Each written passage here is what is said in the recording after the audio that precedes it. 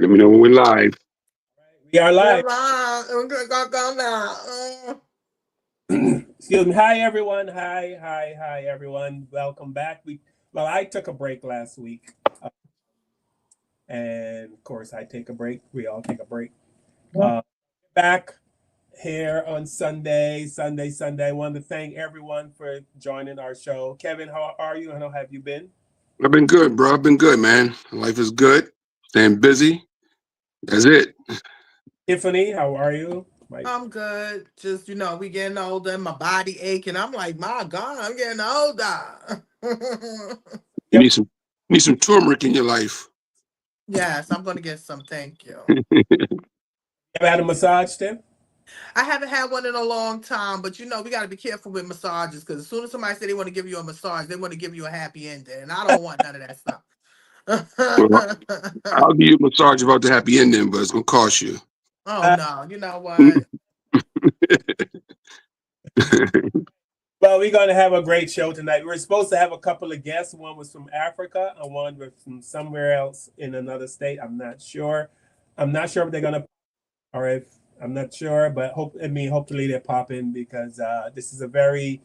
This topic came to me compliments of Tiffany, who enlightened me to the Essence Festival. Apparently, and Tiffany can correct me if I'm wrong. Essence Festival was always and has always been a Black Foundation of Black American or All Black American festival, but now it was bought up by some African corporation. Yeah, it's son, what's his name? His name is Rich Dennis. He owns Shea Moisture, Sundial Products, and he also owns Madam CJ Walker's Mansion.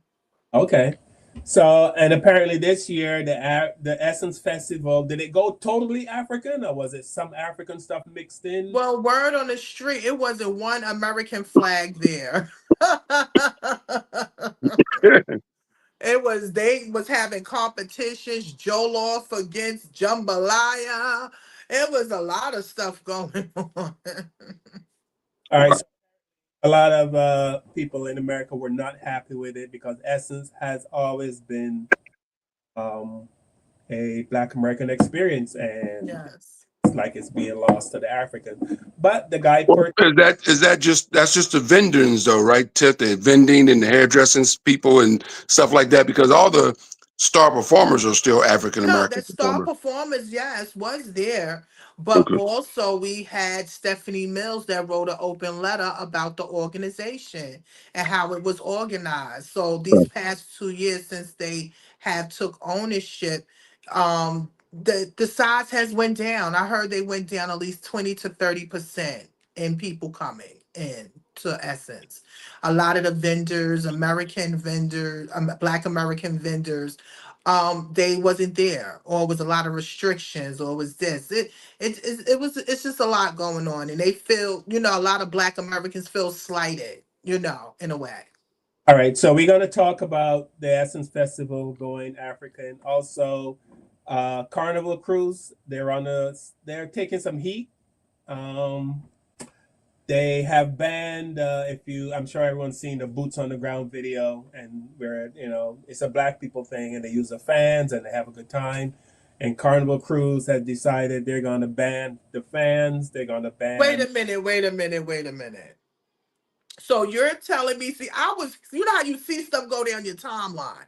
Yeah. So you're telling me Carnival Cruise is banning boots on the ground? Pop, pop, pop. Yeah, that's what I heard. Yeah. No. They are banning and no more hip hop music in the clubs.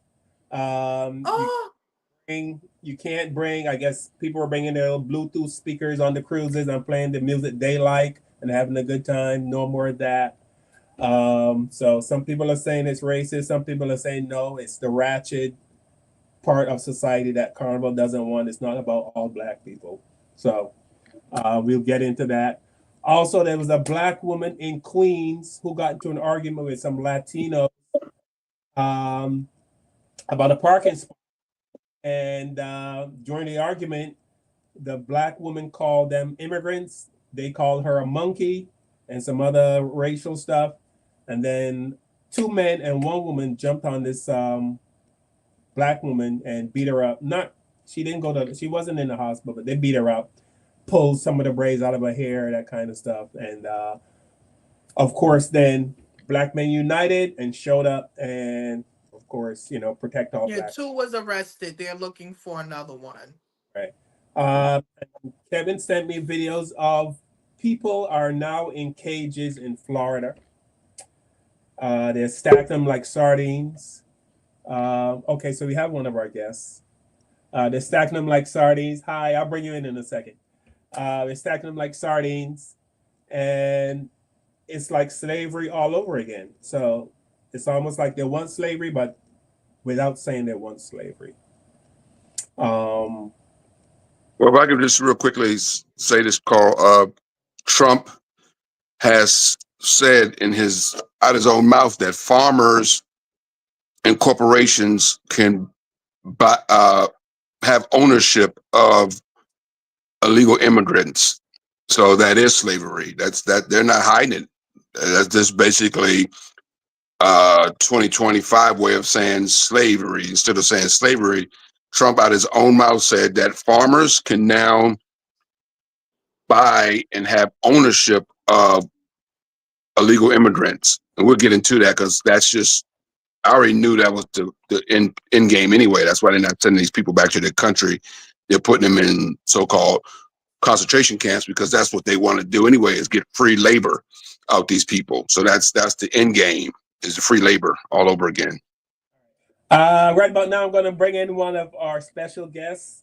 I saw this young lady on TikTok and I loved her videos. And when I see interesting people on TikTok, I always ask them to join our show, and she agreed to join our show.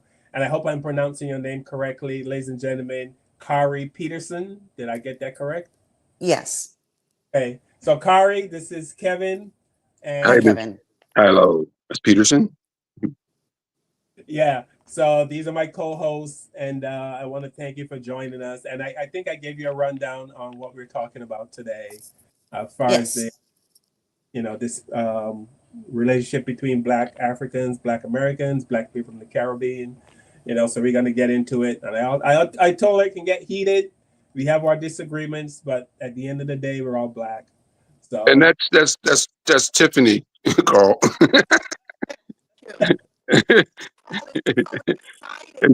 Tiff, you got to fix your mic, Tiff. It's called the things is it's echoing again. So I don't know if we have to, when we talk, we have to turn or like put our mics on mute when we talk. Okay. I heard I heard most of that. Just mute when we're not talking. That's what you said? Yeah, because the echoing just came in. I don't know what's going on. echo, but It's echo and static. I think it's on your side, Tiffany. Yeah, Tiff, your mic, sister, was messed up. We was fine a few seconds ago. What are y'all talking about? Okay. All right. Well, we're gonna kick it off, regardless. So like I said in the beginning, we're gonna kick it off with the Kari. Before you came in, I was talking about the Essence Festival. I don't know if you were keeping up with the whole thing that's going on with that, and now people are afraid it's going African, and they're not happy about it. But there is a lot of videos and talk of how Africans and Black from Africa, Black from the Caribbean, how they interact with Black people from America. And the Black Americans say Black people from the Caribbean don't like them, and the Black people from the Caribbean say they don't like us. And you know what I mean? At the end of the day, we all have the same common enemy. So I really don't need to smoke, but but at the all in all, everyone's gonna have their own opinion. So here we go. Here's a video that's gonna get everybody upset. Africa are you from? I'm from America. That's what we're saying. Just What like a country in Jamaican, Africa just like are a you no, from? hold on. Just like somebody from Jamaica, they're not going to say what country in Africa they're from. Somebody in Haiti is not going to say what country from. They're going to say they're Haitian. Because they were closer from, what is it called, the triangle and slave But trade. then when you ask them that question, they're not going to have a definitive answer. That's because they're already in their own community of Caribbeans, the Haitians, Jamaicans. They're all like in one bowl. Just as But far Black Americans are in their own bowl as well. the Like that's reason why I that's what I'm asked saying. that, Why are we getting questioned? That's why Africans feel that way, because they feel like because you don't know where you come from, which is not by fault by Africans. We know where we come from. We come from America, just like Jamaicans I guess it's just more come from Jamaica. Like, what is the difference? I think it's just more relatable from an African to see another African and be like, oh, where you come from? Oh, I'm from Ghana. I'm from this place. And they know so much about their culture because they do this, and this. So I feel like that's why they feel like you know so much about your culture in Africa. So that's what they're like, well, Americans don't know, because honestly, you guys don't know. When Africans come to America, they're busting their behinds to get degrees, become doctors, lawyers, and stuff like that. So when Africans look at African Americans, they're like, these people have credit cards. We don't even have credit cards. These people are not even working, and we come here and we busting our asses. Now we're doing this. We're now six figures, and these people have all these years to become all these great jobs and careers, and they're not doing anything. I'm just saying this is what they're saying. Yeah, this is the conversation. It's like, y'all have all this time to get free money, free loans, and we don't get that back at home. Yeah, but y'all get that when y'all come here, though. Exactly, and guess what? We're right here, and y'all are still here. There's a lot of grants and loans and different situations. The people from here is not getting them loans that y'all come here and get, though. You said, what you just said? No, I said there's a lot of... That's the point that they're proving. The people here are not even getting it. So it's like, what are y'all doing? I'm saying the black people here are not getting them same opportunities that y'all come from y'all Africa and come here and get. We don't get those. We're considering not just Africans, everybody, all the other countries are considering y'all as being lazy, because it's like, why aren't y'all getting these? Why y'all not busting y'all asses to? Y'all should be better than the Chinese. If y'all Americans, y'all should be better than America. Y'all should be better than Chinese people who coming over here. But we. And the thing is, my question is, what are the opportunities that you think that we have over? That's different, right? The grants, the loans, the scholarships, and stuff. We're getting more than you guys. I don't understand what. No, I've never heard of anything. Are y'all seeing what's going on with the immigrants right now and how the benefits that they're? It is not xenophobic for Black Americans to say that we want to gatekeep our culture. I'm going to catch a little bit of heat for this, but what fucking culture are you talking about right now? You do realize that everything that Black Americans have as culture is basically influenced by Black people all over the world, right? So you want to supposedly gatekeep Black American culture, but as soon as the police gets a hold of you or white companies treat you like fucking shit, all of a sudden it's all Black Lives Matter, right? All of a sudden it's we're crying on the support of everyone Black from every nation to support us, right? Sir, I beg of you to please go educate yourself. Black people tend to be a massive influence on each other no matter where we are in the world. The birth of hip-hop was given to you by a Jamaican. DJ Kool Herc, a Jamaican. Shirley Chisholm, the first Black woman to be elected in the United States Congress, Barbados. Maya Angelou, part Trini. Stokely Carmichael, massive activist, also Trini. Sidney Poitier, Harry Belafonte, also Caribbean descent. Tim Duncan, Marcus Garvey, hell, I believe even Malcolm's ex-mother was from the Caribbean. So I'm not exactly sure on what it is that you want to keep separate. Over some fucking jambalaya and jollof. Also, need I remind you that New Orleans, where Essence Fest is actually being kept, their amazing food that they have down there is heavily influenced by African culture. Black African slaves can actually be traced back to New Orleans to the 1700s. I believe from like 1719, I think. Oh, you thought those recipes that you guys have down there just popped up in history in the middle of fucking nowhere? You think there was no African influence in jambalaya? Jambalaya and jollof, both fucking rice. Both rice cooked down slow with sometimes with meat in it. I can tell you're not the sharpest tool in the shed, so I'm going to say this slowly. There is no African American culture without Africans or Caribbeans. We all take from each other in Black culture. Black Americans, all Black people. This woman right here, this immigrant. So you guys let Africans buy Essence Festival, get up on stage, say that the original people are here, and you were silent. So what you need to understand is that Black Americans, those who are native, now there are some that originated in Africa, okay? But those who are native are not African. They are native to America. Do your history, do your research, okay? Native American. My grandmother, full Native American. I need you guys to understand this. Full Carib, okay? Full Carib, which was Native Americans as well. But we will get there. Like, you guys need to understand that Africans and African Americans do not have the same blood. They don't have the same mentality. There is a survival mode that is switched on in every African's mind. And they will love you as much as they need you to survive. You understand. When you understand and you know your history and you learn your history, you can never be bamboozled again. That's all I say. And you know what to do. Then you won't even come here to argue with me. You will literally do your research and understand that what I am saying to you is what has been hidden for so long. You can fight the power, do everything that you want to do in America as somebody who is not native to America, and still not understand that the original people are Native Americans. We could go even deeper. Keep non-black Americans away from things that are for black Americans. Why is there a Jollof versus jambalaya competition at Essence Fest? Because this is the owner of Essence Fest. And as you can see, he was born in Liberia. That's not Mississippi. That's a country in Africa. Okay?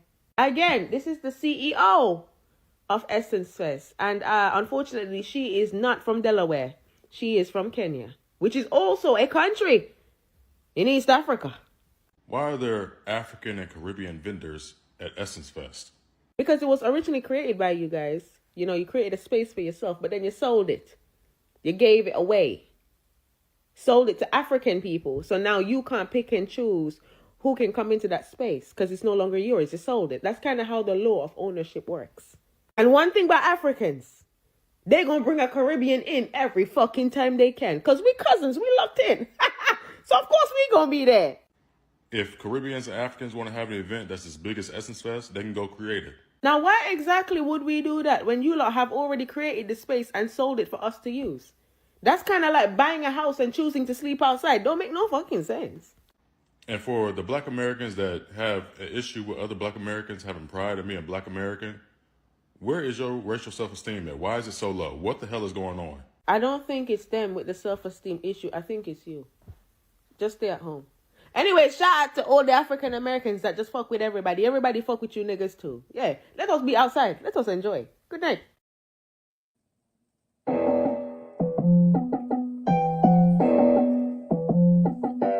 With the knowledge you gain, break away from the chains. We helping you grow the black therapy. We in a safe space, dealing with the black trauma. We unpacking and inspecting all our baggage and drama. Cause we gotta unite, no more killing each other. It's time to see the future for my sisters and brothers. You know it, Kevin, Carl, and Tiffany. You'll have an epiphany. We'll give you everything you need to handle the enemy. We'll be giving you empathy. We're gonna challenge you mentally. The right conversation so you grow exponentially. We built your penitentiaries, we built all your schools. Gave us brainwash education, just making us fools. Hatred was what we got in exchange for love. No more manipulation from my God above. It's Carl, Kevin, and Tiffany. Now welcome to the Black Therapy Show. Let's go. Yeah. What's up? Let's get ready to rumble. That we're gonna do. Listen, full disclosure. I am from the Caribbean. Everyone that watches the show knows that. I'm originally from Barbados. It tells me all I'm one of a kind. I don't know why that is or how it came to be that I'm one of a kind, but I am one of those people that worship at the feet of Black Americans. And Kevin You can tell better. Tiffany can. I am fully aware that if it wasn't for Black Americans, I would not be able to come to this country and have a job. White people did not decide, you know what? We are sick and tired of this racism thing. Let's allow Black people to buy houses, to own businesses. Just let them be. No, Black people had to literally die. Literally died. They knew they were going to die because they were marching while bullets were being shot at them, while dogs were being sicked on them, while fire hoses, but they kept marching for simple things like to go to school, to buy a house, to open a business, just simple things. So why is it that Black people from the Caribbean and even in 2025 still come to America and don't realize the reason you can come here and brag about your success is because Black people literally died so you can have this. Even if you work in a McDonald's, if you're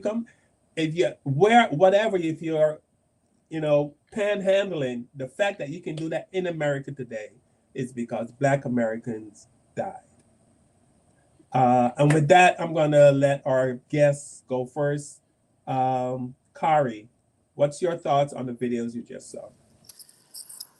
Well, first of all, I think that there is a lot of there very poor education amongst Black people across the diaspora about who we are and where we come from.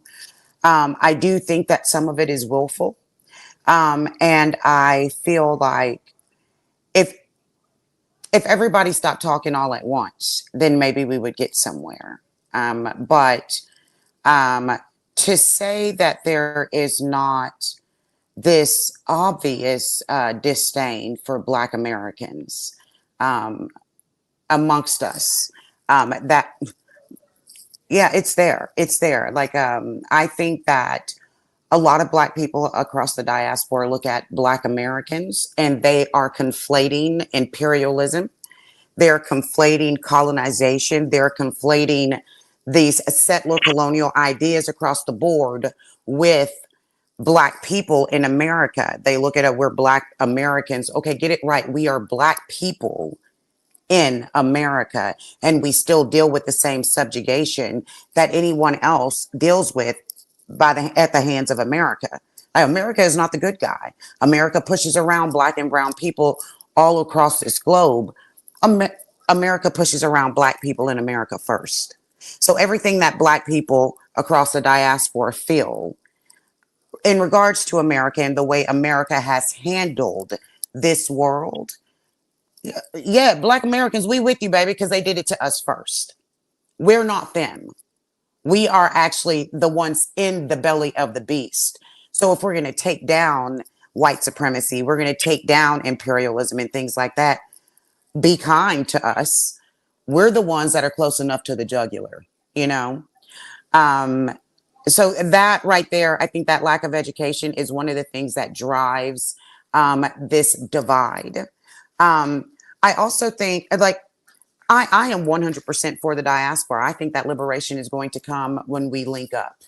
Okay. It's never going to come if we fight for liberation separately. Our power comes from the majority, right? And link us up. Now we're talking numbers with numbers, right?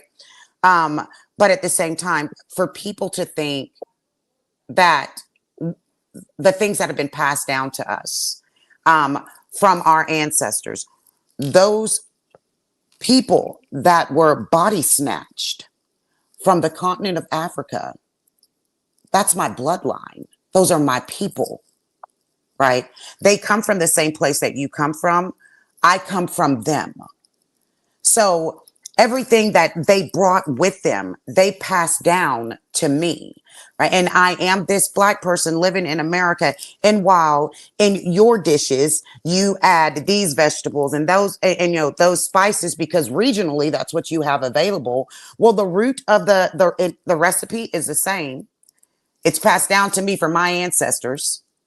I belong to them, and they belong to this continent that you share. So of course it's going to be a little bit different, but the root of it is always the same. These are my people. You cannot claim them when their blood is pumping through my veins and then deny me, right? So and again, it goes back to ignorance, a lack of who we are, a lack of education on who we are. White supremacy, though, if I can just be blunt, white supremacy is a motherfucker. And it does damage.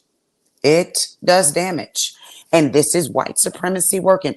Like it's like Black faces with white voices. All of these things are being propagated because white supremacy, number one tool, divide and conquer. And that's what this does, you know? So I don't like white supremacy. And if I feel like white supremacy is at play, I'm going to think things through just because I don't want them to win. I do not want white people winning. You know what I'm saying? But yeah, the condescension, the lack of education, all of that, highly driven by white supremacy, but it is us that's propagating it. Okay. Yeah, and I noticed the one thing that keeps coming up, and I've heard this from the time I came to this country, is why is it people from the Caribbean, Black people are from Africa, why is it we come and we rear up here, and like the girl said, you know what I mean, she bought into that we're up here and Black Americans are not progressing as much as, you know what I mean, that seems to be a constant every time I see a video where Africans or black people from the Caribbean talk about black Americans, they seem to throw that out there that we come here, we are a lot more successful than the black people are already here. Why is that? Why can't you guys be, you know, I mean, you guys are here, you have it all. We come here with nothing, and then we have. I know why, and I haven't. Yeah, you know why. Yeah, you understand why. Okay, that's good.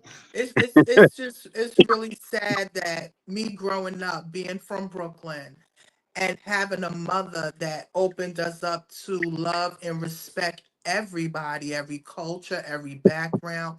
I mean, we made sure we was affiliated with anything that was Africa. We went to the Dance Africa. We went to the African Street Festival.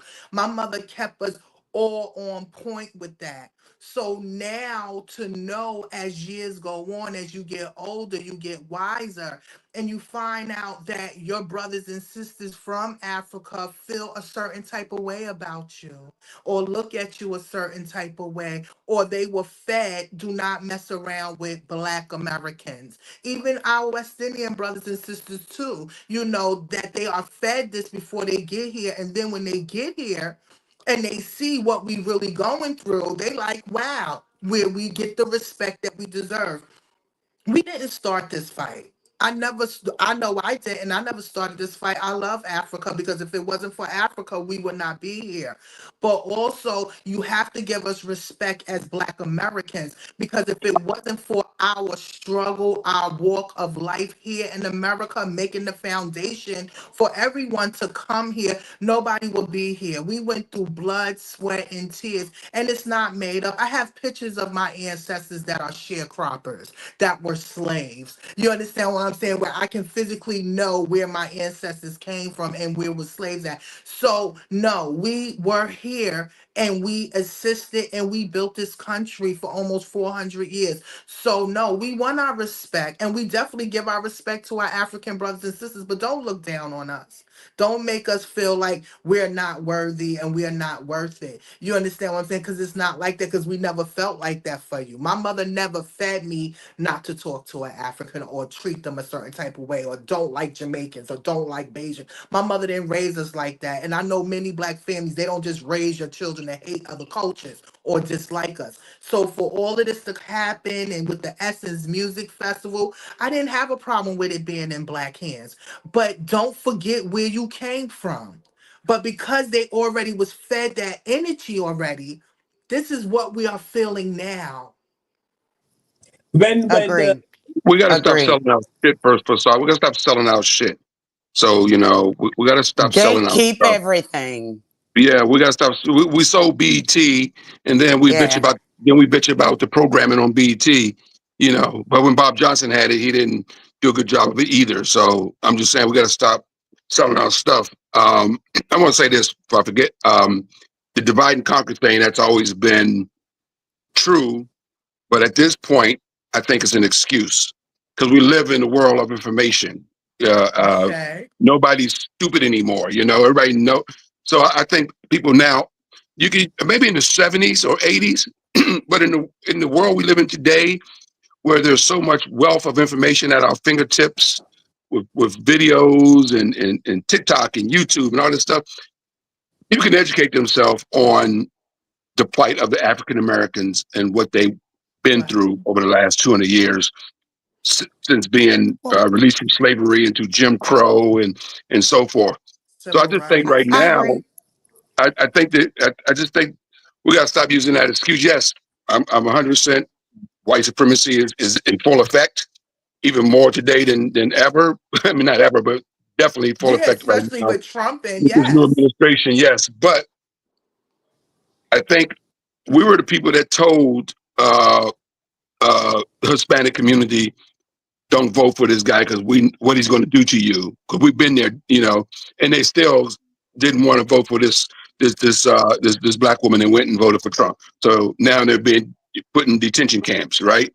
So they didn't listen to us. So and It's not just Latin people. It's plenty of yeah, I know. Black people No, that are no, no, not undocumented. black people. Okay. Yeah, no, a little bit of It's still a everybody. Black The issue. Asians, Yeah. yeah. So with the Essence thing, I have a solution for it. I'm very blunt, Right. Miss Peterson. I'm a very blunt person, so solution for it. We already know the Essence Festival. Yes, there's vendors there and hair vendors and product vendors and all that stuff. And people make money selling their products at the Essence Festival is a great thing. But the end game of the Essence Festival has always been the star power. That's what draws people there to go see Frankie Beverly and Mays and Earth, Yeah. Wind and Fire and Janet Jackson and Maxwell and New Edition and Isley Brothers when they were young and healthy. All these people were always the Whispers. So people went to West. When you go to the Essence Festival, it's the star power of the Stephanie Mills and the Patti Bells and all those people that are there. That's the main ticket. So the African American community, if you're unhappy with what's going on, then you need to get the stars to say, we're unhappy, we're not going to do this. Because Essence Festival doesn't exist without African American star power. Mm-hmm. You know, No, nobody's you 100% flying right. down, Listen, nobody's going to the Essence Essence Festival to doesn't get it. exist without African Americans. We talk about star power. Leave the Black capitalists Americans, alone. yes. Yeah, I'm just saying nobody's going Everyday down there to black buy hair people, products. it's everyday black people that's got Target rearranging their whole situation. It's Exactly. not wealthy people. And it's enough Right. black Americans that do not like the way Essence was handled. Oh, Right. Essence is going to feel this. Well, that's what I'm And saying. that's You one of gotta, the things. I think a yeah. lot of people, they look at black people in America and they want to handle us like colonizers. Yeah, well, we Right. understand the power of our dollar. And if you're Yeah. not going to be respectful of my culture, I'm not going to spend my money with you. And Right. the thing about it is I 100% embrace the diaspora. My sister up here is speaking truth. My mom was on the same thing. She wanted us to be fully exposed to every bit of African culture that we could, Yes. right? So with much love and respect, I come to the diaspora. But at the same time, baby, you're not going to slap me on my face and me turn the other cheek. My black ain't set up like that. So if you Right. disrespect my culture, my black dollars is going to do all of my talking for me. And Essence is going to feel the weight of this mistake they made. And black people, we ain't going to have to say a word. We just going to stop spending our money with them. And you That's are what's going to happen with yes. Essence. And And that's how we need to Stephanie move. But we need our Stephanie celebrities to Mills stand said down too. something. We need our celebrities to stand down too, because like I Well, said, She they're the did. main Stephanie You're right. Mills wrote a they're the letter. main attraction She for sure this did. festival. So we can't have all the people going. We're not going to go there. But then Pat LaBelle going. I'm going to get that check. So we need them to stand down too, right? So we need Yeah. everybody from the top We to the need bottom, or the middle. unity, definitely. Unity, Right. yeah, But Stephanie Mills wrote a letter and she Come talked on, black about woman. the yeah. organizing. And Love she Stephanie. said Shout there out to was a Stephanie. lot going on, with the Yeah, organizing. Also, look, Lauryn Hill was late on stage. And yes, we know Lauryn Hill be late, but they said Lauryn Hill was on time this time. But it was yes. actually them. So that makes me think, are y'all sabotaging us as Americans, with the artists? If you plan properly, you will have a successful show. So when you have the great Stephanie Mills write a letter, and she wasn't the only one. It was a few people that wrote letters Yeah, about sure the was. organization and how the CEO, her name is Caroline Wagner. I think she was also she worked for the DEI for Target for some years. And when she finished when they That removed her from tracks. Target, she moved over here to Essence. To Essence and became the CEO. Now again, Essence was run by 4 black men that wanted to celebrate black women. And when they sold it, remember they sold it to Tom Warner, I think, wound up buying it, and Tom Warner wound up selling it to now Rich Dennis and them. Now, the thing is, would they sell it to a black American? You got to think about it. Or they felt comfortable enough to sell it to our African brothers and sisters. You understand what I'm saying? So we got to think about it. It could have been all about politics. But my thing is, you cannot change the aesthetics of something that's been going on for a very long time. And Kev, you are 100% right. We had those major artists that were up there, and they expressed one major one expressed themselves. Now we will see if people will get their tickets now. Because remember, people would get their tickets a year before. before to go to Right. Essence. Essence was Yeah. a Oh yeah. black experience. Now we have our African festival. I just went to an African festival that I've been going to since I was a little girl out here in Brooklyn at Commodore Park. We've been going there for years. Dance Africa. We celebrate them. So when you have something that Black Americans is enjoying and celebrating, why change the aesthetics? But do they? Yeah, that's that. But you're right, Tiff. And Kari, our parents raised us to respect other cultures and to indulge in their cultures and stuff like that and learn from them. But they don't give us the same. No, they don't. They don't come here and go, let's learn about African Americans. Let's learn about their culture. Let's learn about their food. Let's learn about their plight and what they went through to make it possible for me to even be here in this land right now. So they don't give us the same, and maybe their parents in their countries that they come from aren't saying, hey, because they only know us through the movies in most cases, right? When they, Or what they were Right. said about us. or what was said about Right. us, and they learn a lot of us. Propaganda. Yes. But yeah, they learn a lot. I mean, you got to also realize some of it's our fault. In a way, I mean, you got to, I mean, How is not it our our fault. I'm fault? just saying it's not our I fault. don't think it is. Let I me know say that. Africa. I Just look let me up say this Africa. again. We Let me study rephrase it, Tiff. So a lot of people may watch Minister Society in other countries or Boys in the Hood, but that's all they see of us. You know what I'm But saying? This that's not Boys our in the Hood. fault. That's not Huh? our fault. And that's one No, thing it's that not we our need to fault. be It's very not our fault. careful. I rephrase it. Yeah. We're not the ones that shape media. We're not the ones that shape Hollywood. That's why all of these people in China, they either think we gonna run up and, like jack you, or we all gangster rappers or something like that. We're not the ones we're not pushing this image of Black people in America out to the rest of the world. That's white supremacy that does that. And that's why I say that there is a huge underlying driver in this whole thing, which is white supremacy. The picture now, is it up to people on the diaspora to recognize white supremacy paints a real messed up picture of me? So they must be doing this to other Black cultures, amongst us. Yes, that's our responsibility, but we must acknowledge that white supremacy gains by propagating a certain picture of Black people in America. When America says we give Black people all of the things, well, then Black people in Africa expect us to come up because white people in America said they gave us all the things. Well, being Black in America, we know they ain't gave us shit. You know what I'm saying? So what they're saying, what the media is pushing, Africans are soaking in. But we're over here living this Black life, and the two things do not add up. Now, if we was getting the things that America pretends that we're getting, we would all be in a different position right now. But we're not getting those things. We are in the belly of the beast. Education, yes, that's our responsibility. We all need to be educating ourselves. But even when you look at like TikTok and, social media and stuff, look how they suppress Black content creators. So for those of us that are pushing the truth, we're trying to get our real history out.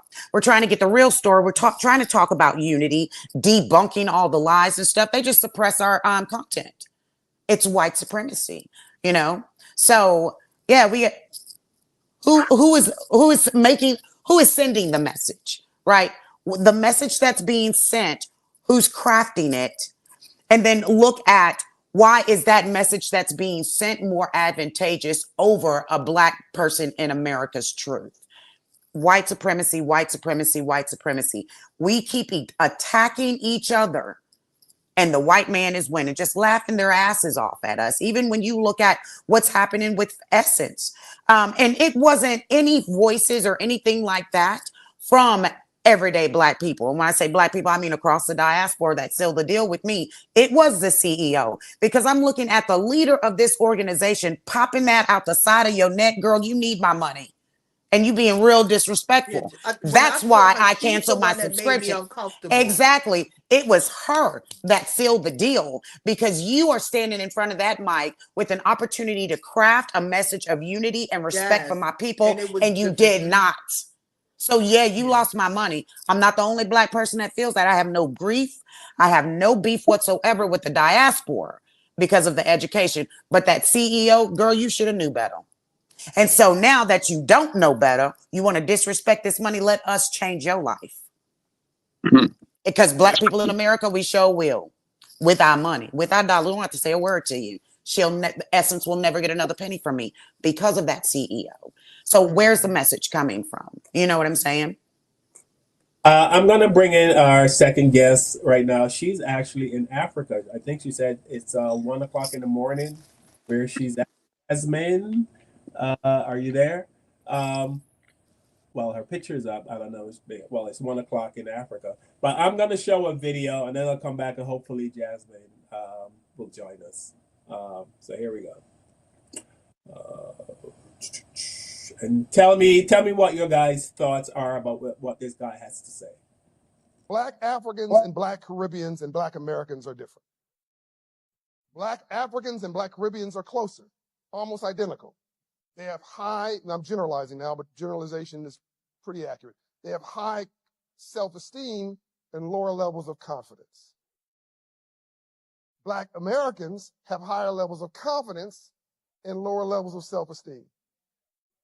Because if slavery lasted here longer, it was turned into a business, and it was an intentional desire to destroy your spirit, because if they had this black man here, coming here with all that build and all that brawn from, by the way, they say they went to Africa, oh, we're dumb, we're stupid.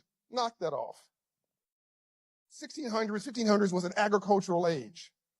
The wealthiest gold in America, in the world, were cotton crops and sugar crops and tobacco crops, which are in areas which were very humid, very hot, and the soil was almost dead. Who could master dead soil? Africans. So they went halfway around the world to find the geniuses of the soil. They brought us halfway around the world because we could build wealth for them and income. But they didn't need this brother's attitude. They needed his body.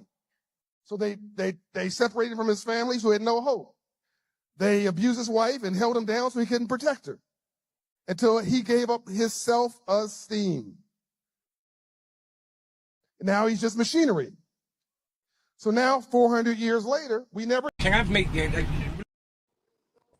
All right, so basically he said that black people from the Caribbean, and I might get this wrong, black people from the Caribbean and Africa have high self-esteem but low confidence, and black Americans have high confidence and low self-esteem.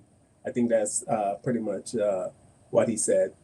I want to hear your thoughts on that, but before I hear your answer, I want to say, as a person from the Caribbean and listening to Tiffany and Kevin and Kari, you guys are 100% on point with what you guys are saying. And I can explain to you why people from the Caribbean and people from Africa, and I've said this before, come to this country, and as Black Americans say, we shit on them, we look down on them, and a lot of us do. I would say close to 99% of people from the Caribbean come to America and they feel that they're better than the black people who are already here.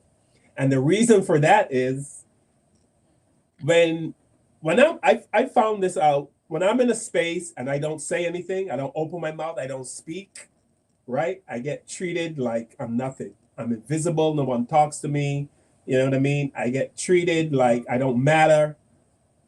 But as soon as I open my mouth and I speak, and white people realize I have an accent, oh, you're not, they don't say it out loud, oh, you're black, but you're not Black American.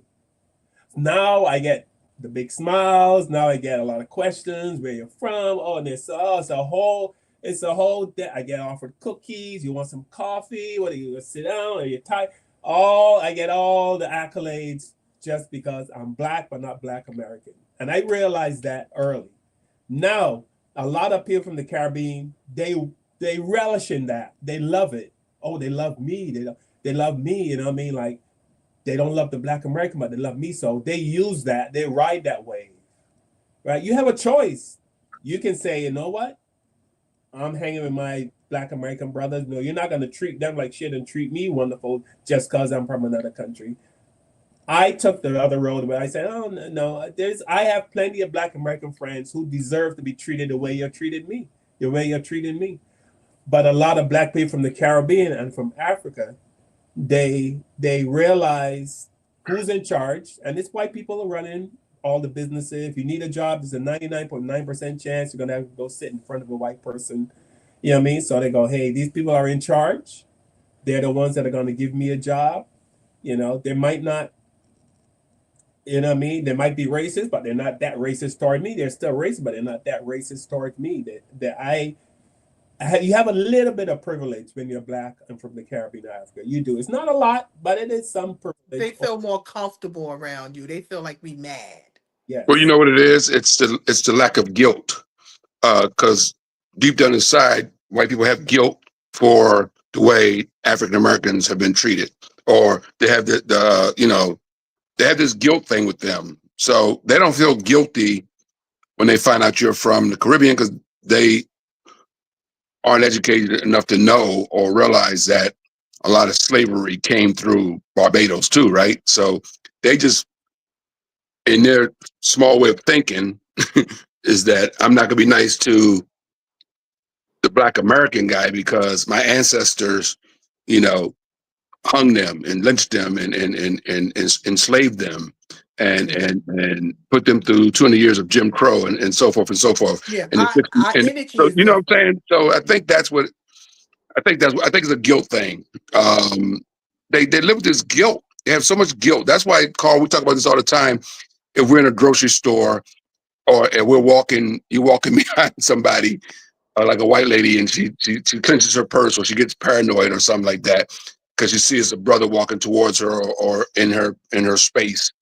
You know, it's this guilt thing that they have built up inside of them. I don't know if you guys know who Skip That's not Bayless is. guilt. That's racism. Yeah, that's racism. You know, who Skip That's Bayless not is? guilt. Skip Bayless is a sports commentator on ESPN. He just recently went to see Sinners. I think he saw it he downloaded on his TV, and he made he saw Sinners, and he made this big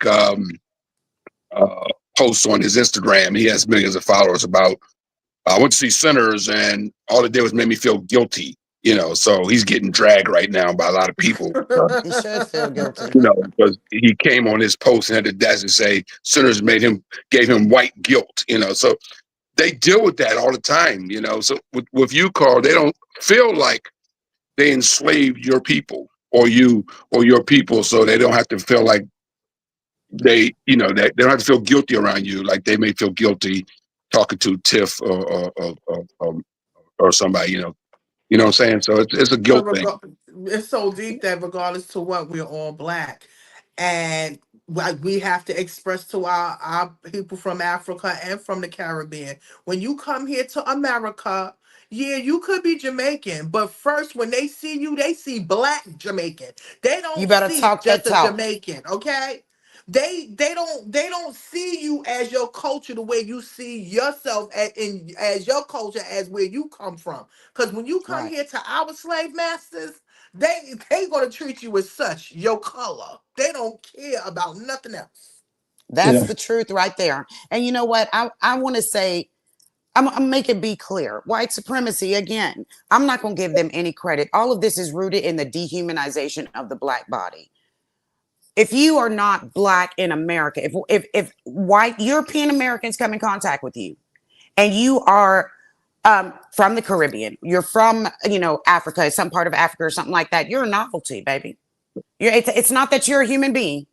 It's not that you're better than Black people. You're just not the variety of Black that they're used to. So they're curious. Okay. And that curiosity, that novelty thought in them is them dehumanizing all of us. So when we see foreign born Black people and this proximity to whiteness, I look at Black people, I'm like, baby, you a fool. They gonna eat your ass first, is what's happening, because they don't care about you. They don't care about me. They don't care that you're Black Jamaican. Baby, what they see is Black. Okay, you're just a something different. You're a new Black toy. We the old Black toy, but we all will be toyed with in the eyes of white supremacy. So cozy up to the colonizer if you want to, baby. They're gonna roast you first. That's That's what it comes down to. I'm not going to humanize somebody that dehumanizes my people. I'm going to call it exactly what it is. This is novelty. They look at us and then mess around and become the token, because that's another thing that happens. You want to look at the Cubans right now. Baby, Donald Trump is whipping their asses left and right, but they was going to vote Donald Trump, right? It's They did that a whole proximity to whiteness. song. Baby, and how about the singer? Her husband has already been deported. Yeah, y'all go ahead and cozy up to that white supremacy. Don't listen to black people in America. If you want to believe that black people in America, we're so lazy and blah, blah, blah, so on and so forth, you're going to get the lesson. I don't want that for you, brother. I don't want that for you, sister. I would rather you avoid some of that because I've Just already learn had our to suffer it. history. Just Yeah, learn our history. exactly. That's my main thing where I would Yeah, express to people from all walks of life, and I said it on this show many times. Learn our history because I took the time out to learn your history because I wanted to learn where our people came from and right. where they started at. So I learned your history. So when you come here to America, learn about Black Americans, learn about our struggle in the past 200 to 300 years. That would tell you the story that you would even look at us differently and deal with us differently. Just don't come over here and expect, oh, this is what I'm gonna go with. No, get to Right. know us. And if you feel like there are things that I don't know about our culture that I should know, teach me. Yeah. We Teach don't have a me. problem. I don't think it's really Yeah. us. I don't really think it's Right. us. We never had a problem. It's just Yeah. that our cousins come here and they don't get it. You understand? And Right. we want them to get it, but it's going to take time and education. And Carl, you said we have somebody from Africa. Yeah, Jasmine Noah, JS. Yasmin. It's not like Yasmin. No. That it's going to be 1 o'clock. Greetings, sis. Good Uh, morning. Is it Yeah. 1 o'clock in the morning? Good morning. so I don't know. She asked if she has to show her face. I said, well, we would like it if you can show your face, but you can also talk, Yasmin, if you're up. Maybe she fell asleep. But let me just. I know you guys are saying that when you come to America if you're black from the Caribbean or from Africa, I don't want to speak too much for Africans because I'm going on in their head. But I know when you're in the Caribbean, and I've said this to Kevin and Tiffany, the kind of white people we see, even though it's the same white people that when they leave America and they come to Barbados, they are violinists. Have you ever been in a space where you can see white people coming towards you smiling? This is what I experienced growing up in white people coming towards me with a big smile on their face. I thought that was the norm. I really thought it was the norm in America. When I came to America, I thought there was going to be all these happy white people. You know what I mean? We don't know. We're so, but you know what I mean? Stupid, but Because No, because they're if on a white vacation. person, you know, listen, if a white person come up on me, I'm gonna be like, "What the fuck is you doing? Get your ass away from me." They're on vacation. They're on vacation when you see them, Carl. So Right. they have a different mindset. They're in your country. You are the host. You are their And host. they're lost. right. Yeah. Listen, when white people would get lost in the Caribbean, we would get in the car with them and take them to wherever they want to go. Yeah. But get in the car. They would allow us. They would, hey, can you take me somewhere? You just jump in the car. Hey, sure. Boom. So I'm not getting a white person car. I'm scared. Baby, I was fixing to say my mama would have beat me 9 ways to Sunday if I got into a white person's car. Baby, I don't know you. Matter of fact, now I'm gonna have to fight you for even offering for me to get you in. No, no. We ain't doing that. Right, but I don't know if you guys know what a mini moke is. A mini moke is like an open, but it has no top, and it's the kind of cars that like a golf cart. Yeah. So it's kind of a car. So we just hop in, and you know what I mean. But I'm saying that's the kind of culture. That's what I grew up. So when a lot of black people from Africa, well, I got to stop saying that, from the Caribbean country, they don't know a lot. But like you guys said, you gotta learn. If you're gonna live in this country, you have to learn. You have to know the stuff these people have been through. You have to know it. Right. Some of that watches this show that is from Barbados told me, I don't know why you keep doing that show. This is not our fight. That's what they said. That's the mindset of a lot of people. Because their goal is to come to America, work, make as much money as possible, and then so they have no, you know what I mean? They feel like they don't have. I'm here to work. I'll take That's racism. crazy. I'll take the little racism. I'll deal with the racist white people. I'll smile. I'll shuck and Because I jive. can go right back. You can go right back to your country. We Right. ain't We gonna live send us here. to. Yeah, we find a way to go. Yeah, this is our home. This is our home. And you know what? If this is my home, you're gonna act right in my house. You know, and I mean that for European Americans, right? This is my home. My ancestors built this. And however, Black people that are born in different parts of this world feel this is my house. Yeah. So you may not feel like you can cut up in here. Baby, I put my feet all over this table. This is my table. And I'm going to expect everyone that comes in contact with me in my house to handle me a certain way. I'm trying to get them to handle you a certain way too, sis. I don't think you should be disrespected either. So go ahead and move when I move. Let's get this together so we can make sure these European Americans treat all of us better. But move when I move. But let's be on one accord, because when I tell you the golden words right now is what they see is Black. They don't care if you Black Jamaican. They don't care if you Black American. They don't care if you from West Africa, South Africa. They don't care. They see Black. And when they code Black, they code it as subjugation. And we know them. We know these white folks over here. So move when we move, so we can all quit being worker bees and we can start owning the shit we work for. You know, that's it. And it's got to be that way. It has to be like that. You know, self-determination and autonomy. It's got to be that way. And you got to remember too, we cannot go to other people's houses and do what they're doing. We could never do that. We could never do that. We could never hold positions. We could never do like that. We could never. We would have to. They said live as Rome do. You have to live the way they live. So we would feel the same way. Like I said, I love my people from all over, but just learn my history, learn my background before you judge me.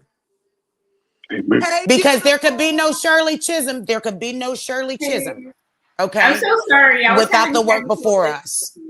Are you guys able to hear me now? Yes, we can hear you. Okay, I'm so sorry. I got the time backwards. I'm in CST time now, and I'm from Cali, so I'm like, Cali. Okay. I thought it was early. My apologies for being extra Black. All right. No, I'm from the USA. I think you were kind of joking. I'm not from the motherland, as people from Africa are from. I had invited someone from Africa, so I thought that it was you, and she said her time was going to be 1 o'clock. So, but it wasn't you because she had a different name. Yeah, no, I'm not African. My family is from Cali, from Mississippi, the Delta area, Beaumont, Fort Worth, Texas, Alabama. Oh, you got a mix up in you, boo. Yeah, I mean that's pretty much all of us, right? Yeah, we migrated out of the South during the Great Migration to Chicago, to Cali. So yeah, my family, my parents are actually first generation Californians from LA, from South Central. But yeah, their parents are from the South. Okay. Yeah, my perspective isn't Pan-African at all. Are you on board with the immigrants, or are you marching? Are you trying to help the immigrants, or are you? That's not our fight. Yeah, no, I'm FBA. I don't have a problem with immigrants.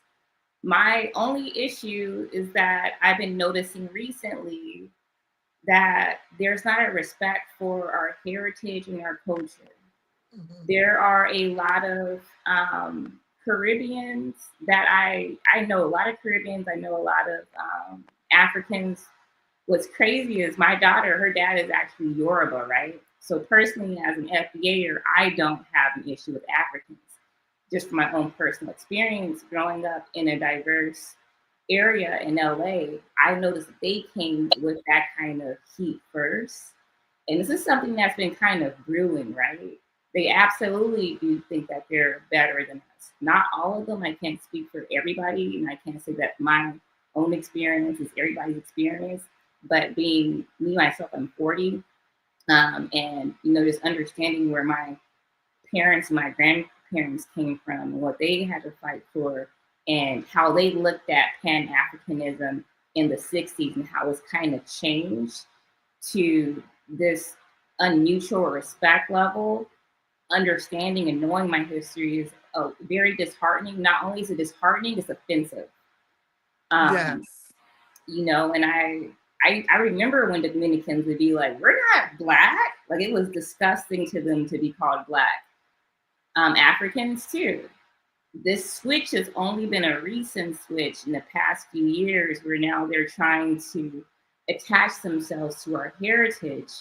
And for some reason, when we say that we're proud of ourselves, they make it seem like it is a disrespect towards them, as if we're saying, "Oh, you guys aren't as good as us."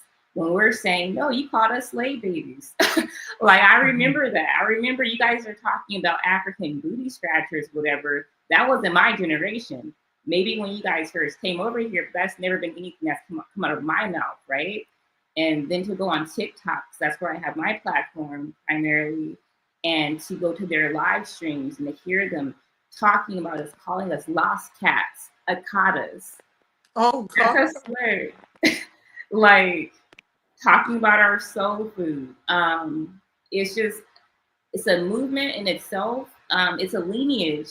There's definitely no leader of the FBA, but it's something that a lot of my peers and a lot of the Gen Zers are starting to like rock with, because it's like, no, I'm not going to sit here and let you disrespect my ancestors, the slaves, the freedmen, the Buffalo Soldiers. Like, it's getting ridiculous. And they wouldn't allow us to do that in their country either. So I find it very interesting. Yes, thank you. So here's a video. You guys can tell me what you think of what this guy has to say. If you're in an FBA or ADOS cult, you can do more with your time than having genealogical pissing contests. Y'all are right-wing Black folks who have nothing because your history is actively being stripped from you. And your identity is wrapped into who your ancestors used to be, but not who you are. What do you have? What do you own? Please point me to the nearest FBA or ADOS hospice. Please point me to the nearest ADOS or FBA chain of grocery stores. Don't have that, huh? Are you housing our folk? Do y'all have ADOS, FBA farmland, condominium, apartment complex, a tent, something? Your divisiveness is your short-sightedness, because this Black American understands that Pan-Africanism is what's going to get us liberated and free. Knowing that Malcolm X had Caribbean roots, Marcus Garvey had immigrant roots, W.E.B. Du Bois was buried in Ghana. And whether from Kwame Ture to Assata Shakur, the Black radical tradition always stood behind the Black diaspora as a whole. And oh, that red and black flag that a lot of y'all like to wear in your profile, not you, because you're probably a bot. My great uncle, Robert Bobby Stewart from Elizabeth, New Jersey, made the prototype for that. Genealogy, these list all of the Black American FBA hospitals. So one of my things I do is that I'm an AI engineer, right? A lot of people always like to bring that up on my page, right? That's what I do for a living. I am a scholar, clearly. One of my things is trying to get more of our people in tech. It's the same thing with like the internet when it first came on board, right? Everybody was kind of scared of it, like, oh, this is gonna it's a fad or whatever. No, this is about to completely change our reality, and especially FBA, Foundational Black Americans reality. No matter what your trade is, no matter what your skill is, your background, if you're not getting adept at how to use this, for sure, a lot of these white people, not to say white, we're not on TikTok, but a lot of these white people, they're learning that. They're basically going to, the gap is going to be so widened for our people if they don't jump on board. So my thing, I use AI a lot to just kind of bring up the quick facts. But what that lady was saying was just, it makes no sense. I can name off of just the top of my head right now, one foundational Black American school and university and hospital, Howard, that was built by us. one of the richest families, billionaire families in our nation, the Stewarts, right? I'm pretty sure you guys know his name first and last, but I'm just thinking about the guy who is like the richest Black American. I think he's worth like 11 point something billion dollars or whatever. And beyond that, we have had Dr. Gladys West. She's the creator of GPS. She's still alive right now. So when these people sit there and they disrespect us like that, you can't even go out into your car and get to from point A to point B, but a Black American woman who's still alive getting you from point A to B. As far as the stoplight, Dr. Garrett Morrison, stoplight. You can't even stop and go forward without us. He also made the gas mask. They love to sit here and tell us, about our entertainers, which is interesting to me because you guys choose to follow what you guys deem as our lowest of the lows, right? So imagine that you're talking about 20% of our people that have not created anything that you guys copy, that the world copies. There's a whole industry, K-pop, Korean pop, which is based off of Black American, not Caribbean American, not African American culture, Black American culture from the 2000s and the 90s. It is one of the biggest industries in the freaking world. That's why they always have us doing their like features and whatnot. I have friends in the music industry that go over there and make their beats, but they don't want to talk about us as a diverse group. They want to pigeonhole us to this one section, which says more about them than about us. Because they want to go Google this, they could definitely see that they have a freaking refrigerator because of us. The first blood bank because of us. Like, what are we talking about? Open heart surgery? The super soaker? Like, what are we talking about? We do so many things. And you're going to sit there and act like all we have provided is hip hop. It's very offensive. There's like no way around it. When I hear these people online sit there and say, like, oh my gosh, like the One Essence thing because the originals are back. Like, how dare you? We're not saying that we don't have a love for you, right? But to sit here and say that you created this ethnogenesis that we went through, which isn't just African, by the way. We have the French Creole, the Melungeons, we have the Choctaw, the Cherokee, the Yamasee, whatever. We have the Black Panthers. We had the gangs before they started to get a little bit more, like cutthroat, but those were neighborhood systems that were put in place because we were being over-policed. We were being redlined. I'm from LA. We get gentrified like every few years. They come in, they buy up our property, and they make it white again. They don't understand any of that. And they don't care to understand it. They just want to sit there and be like, the originals are back. Like, absolutely not. He showed this video. The original's back. Yeah, that's that. Did you see that? I heard it. Yeah, I did. I chuckled. Eyes. Yeah, I chuckled. I was like, oh, okay. Yeah. Weird. Go. But why It is not xenophobic for Black Americans to say that we want to gatekeep. That's not. I played that one already. Sorry. No, I'm just saying, but why the originals didn't and they're not fixing their country? That's my main thing. You understand? Africa needs so much. They need so much over there. So why they come again? I don't have a problem. I don't have a problem, but respect our space, respect our walk in life because we respected yours. Like I said, we was there. I can't even wear my African earrings anymore because I'm upset. Okay, it's like got to that point. I went to the African festival. I was very I was just so disappointed with the energy. Again, I wish that we can more unite, but we cannot unite until you get education on us. I can't unite with you until you have more education on me. It really does feel like they're trying to destiny swap with us. Like once again, like my family, like I come from a family of educated people, people who do trades and whatnot. But even my mom's an AKA, my dad is an Omega, my auntie is a Delta.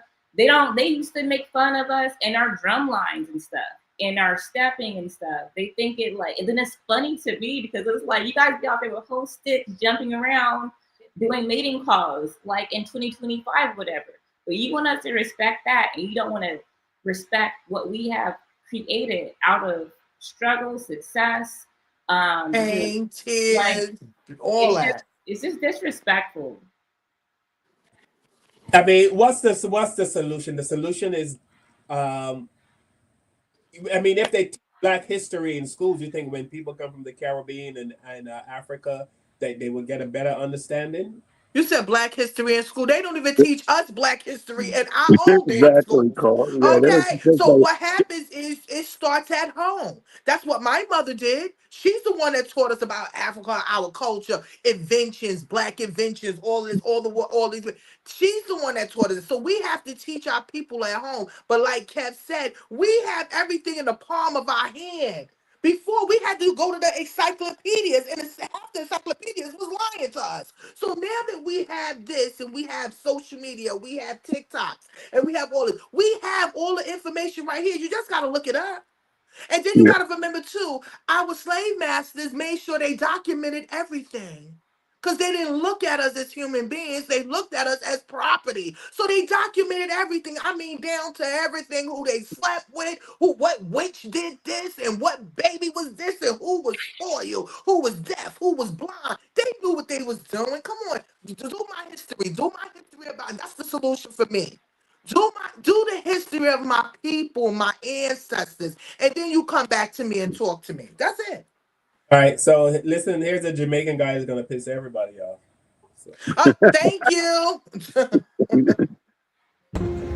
Let me clear up something from my perspective.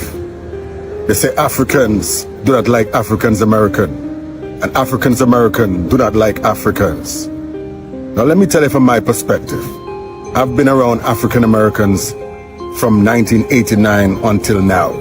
I've been around Africans from 1989 until now. This is what the problem is. Just like us from the Caribbean, lots of times we come from a society whereas we're told if we go to America, we're going to go up there and work hard, establish something, send stuff back home, build something back home, take care of the people back home, etc., etc. We're going to become a success. We're going to go up there, and because there's opportunities, we're going to take every opportunity that we can get. That's what Africans say to themselves when they come into the States. That's what West Indians say to themselves when they come into the States. Now, African Americans are born into this society. They're born into a society whereas some of them, from the time they know themselves, they're on welfare. They're getting food stamps, their bills are being paid, their rent is being paid. So sometimes they don't have the urge to get up and work.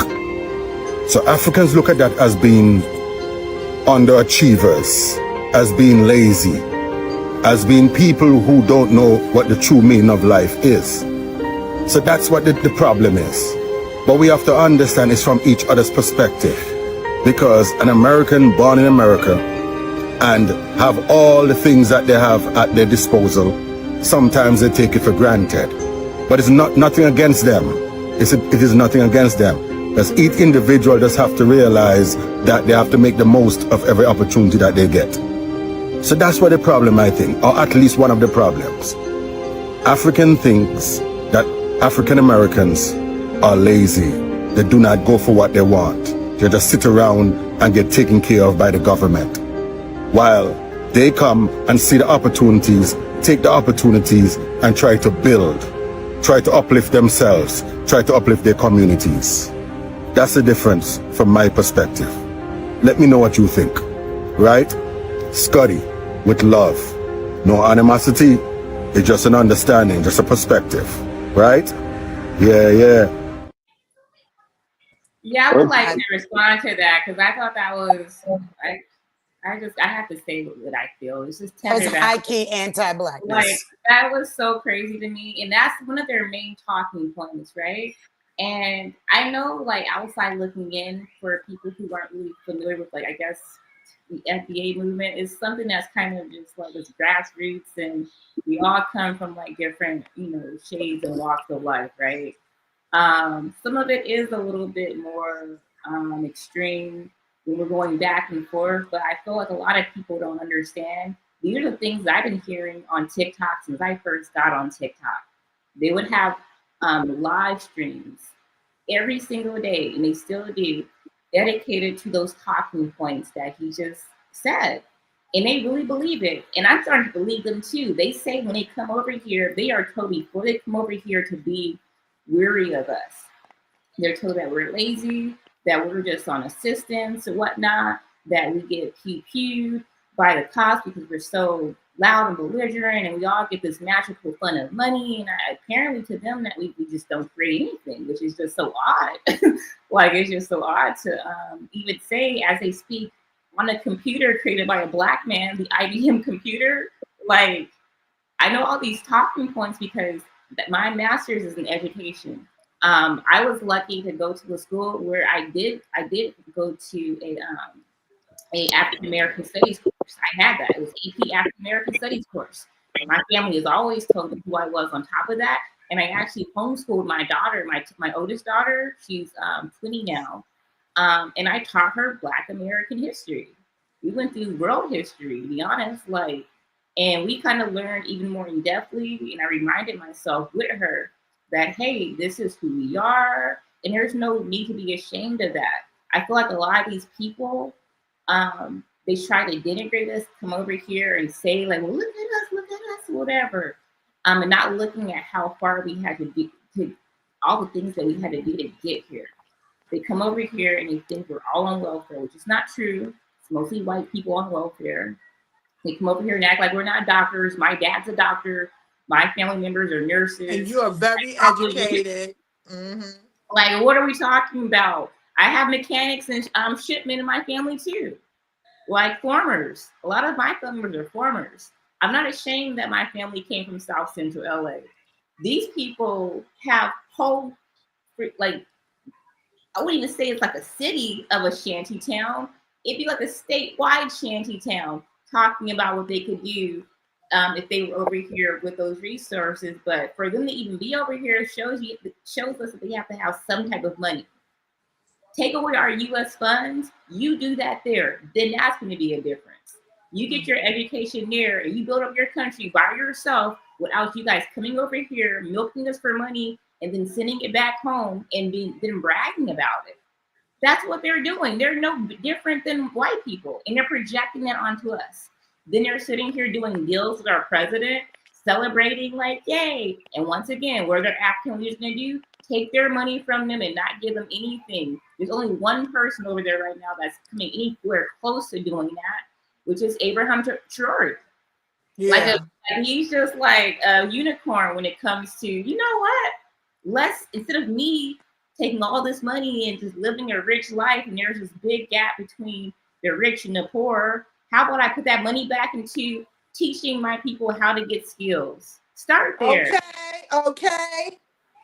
They need to be dealing with their electricity, their sanitation, their schooling.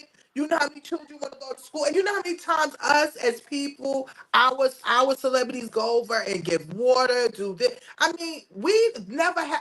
Like I said, we never had a problem. We're learning now more on social media how people really feel about us. And like you said, it's horrible. It's sad to me. It makes me emotional. Like, I can't believe it when we don't feel like that, you know. And the solution again, learn us. Now go ahead, Carl. No, I was saying I was watching the smoke pop out of Kyrie's head when that guy was talking. So I'm not a fan. I am not a fan of anti-blackness at all. And I'm going to keep it 100. I think that the veil of anti-blackness is very thin.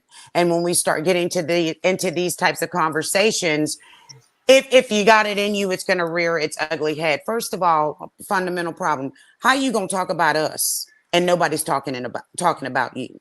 You know, like you have this perspective as a Jamaican about black people in America over here, black people in Africa over here, and nobody asked you, my guy, and you're wrong. You know what I'm saying? You are dead wrong. And this goes back to the issues that I have with this image that is being portrayed of us by the media. It is full on propaganda, and we need to speak to it as if it is, you know, but at the same time, we a bunch of niggas fighting over something that don't belong to us. And so if we're going to have something, we need to stop fighting each other and start fighting them. My primary beef is not with Jamaicans. My primary beef is not with Africans. My primary beef is not with Black people, no matter where you show up on this diaspora. My primary beef is with oppressors, and that ain't you. So I would look like a fool continuing to fight Black people wherever you are on this diaspora, when the reason I don't have is not because of you, baby. It's because of them white folks. You know, and so, sis, when you say these immigrants come over here, they make this money, and then they send their money home, they done made that money. That's their money. Why are you trying to tell them what to do with it? The reason that you don't have enough in this economy is not those immigrants coming over here and making that money and sending that money back to take care of their family, because families need to eat. It's the white people that are shortchanging you. And that is one of my issues I have with this whole, first of all, with the FBA, half of y'all don't know what the hell y'all are doing. Okay, I'm just gonna keep it 100. I get a different story every time I talk to someone. Yes. Well, that, you know what that is, right? That's people that's been here for over 300-400 years. I understand. Okay.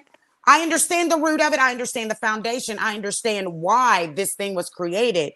But what was created versus what is manifesting and what is moving, completely different. You know what I'm saying? And I am like, the stance on the 14th Amendment that is coming out of some of these FBA camps is quite disturbing. You know, like for Black people, if we are FBA, right? We quite literally have citizenship in this country because the children, the descendants of slaves born on this soil were given a home. So now we gonna tell children born on this soil that they don't have a home here. You open up the 14th Amendment to white folks, baby, we all gonna end up those homegrown criminals that Donald Trump was talking about. Oh, that's wrong. That's never gonna be our friend.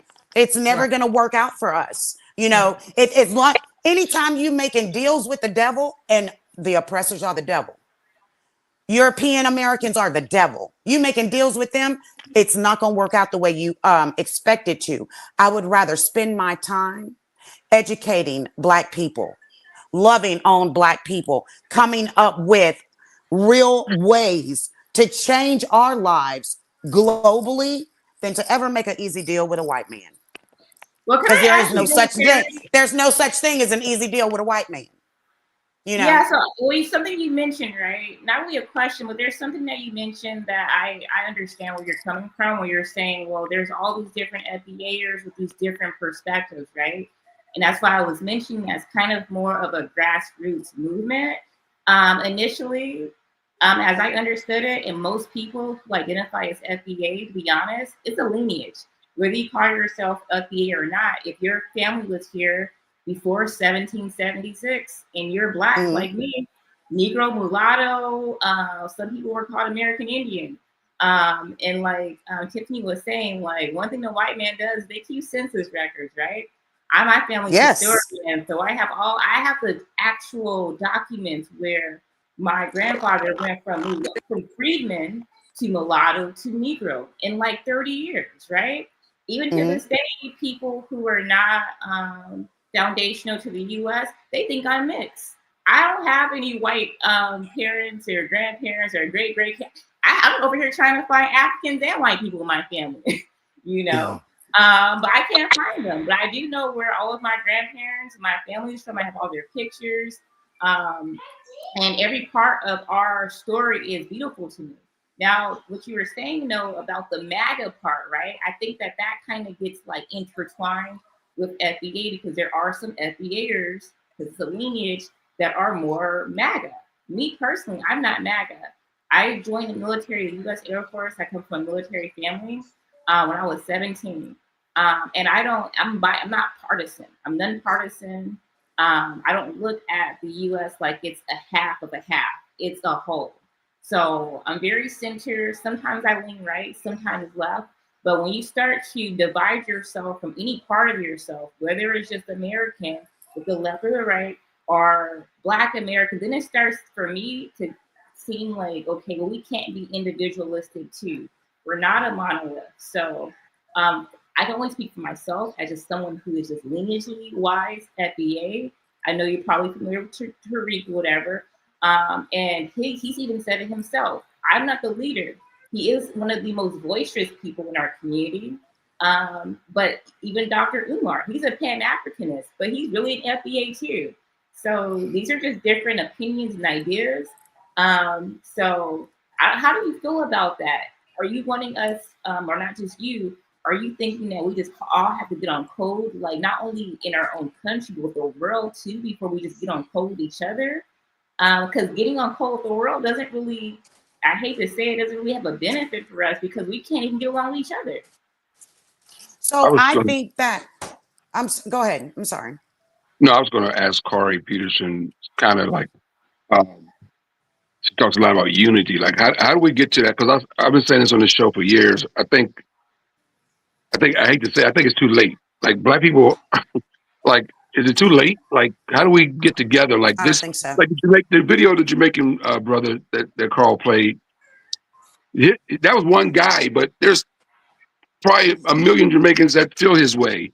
There are millions of Africans that think like him. There's like, how do we, like, as even African Americans can even get along in this country? And we talk a lot about that on this show. There's no unity between us, I mean, when Kamala Harris was running for president, the pushback from the African American community, whether she was Black enough and all that sort of stuff, or and even the misogyny of her being a woman from Black men, that voted for Trump because they just didn't want to vote for a woman, So, like, how do we get to this point where there's some unity? Because I don't even see how that can happen at this point. I think the divide and conquer thing has been at play for so long from the oppressor that I think it's too late. That's just my personal opinion. I don't know how we build this up. I mean, how we get this unity together. It looks like it's too far gone. Corey. Right. You know what? I feel you. I don't think that we're too far gone. I don't think that at all. I think that what needs to happen is we need to all get on one message. I think that people, Black people, think we all got to like each other. No, we ain't never all gone to the same cookout. And we're not going to go to the same cookout. The important thing is to make sure that everyone eats. I don't have to like you. To recognize that because your skin is the same skin as mine, my enemy is your enemy, and their chief goal is to take us both out. Brother, I don't have to like you to respect your life. And my life is not safe if I'm standing here fighting by myself, as it would be if you and I are standing back to back, because now we can cover 360. We don't have to all go to the same cookout. We need to make sure everybody is eating. And what that means is first of all, Black capitalism has got to go. It has to go. It is feeding off of us. And Black people we are conflating two different things. Wealth with power. Money does not make you powerful. Okay, it may give you some proximity to power, but if you're not the beholder of that power at any point, if I change my mind about you just an everyday nigga with money. You don't mean anything to me.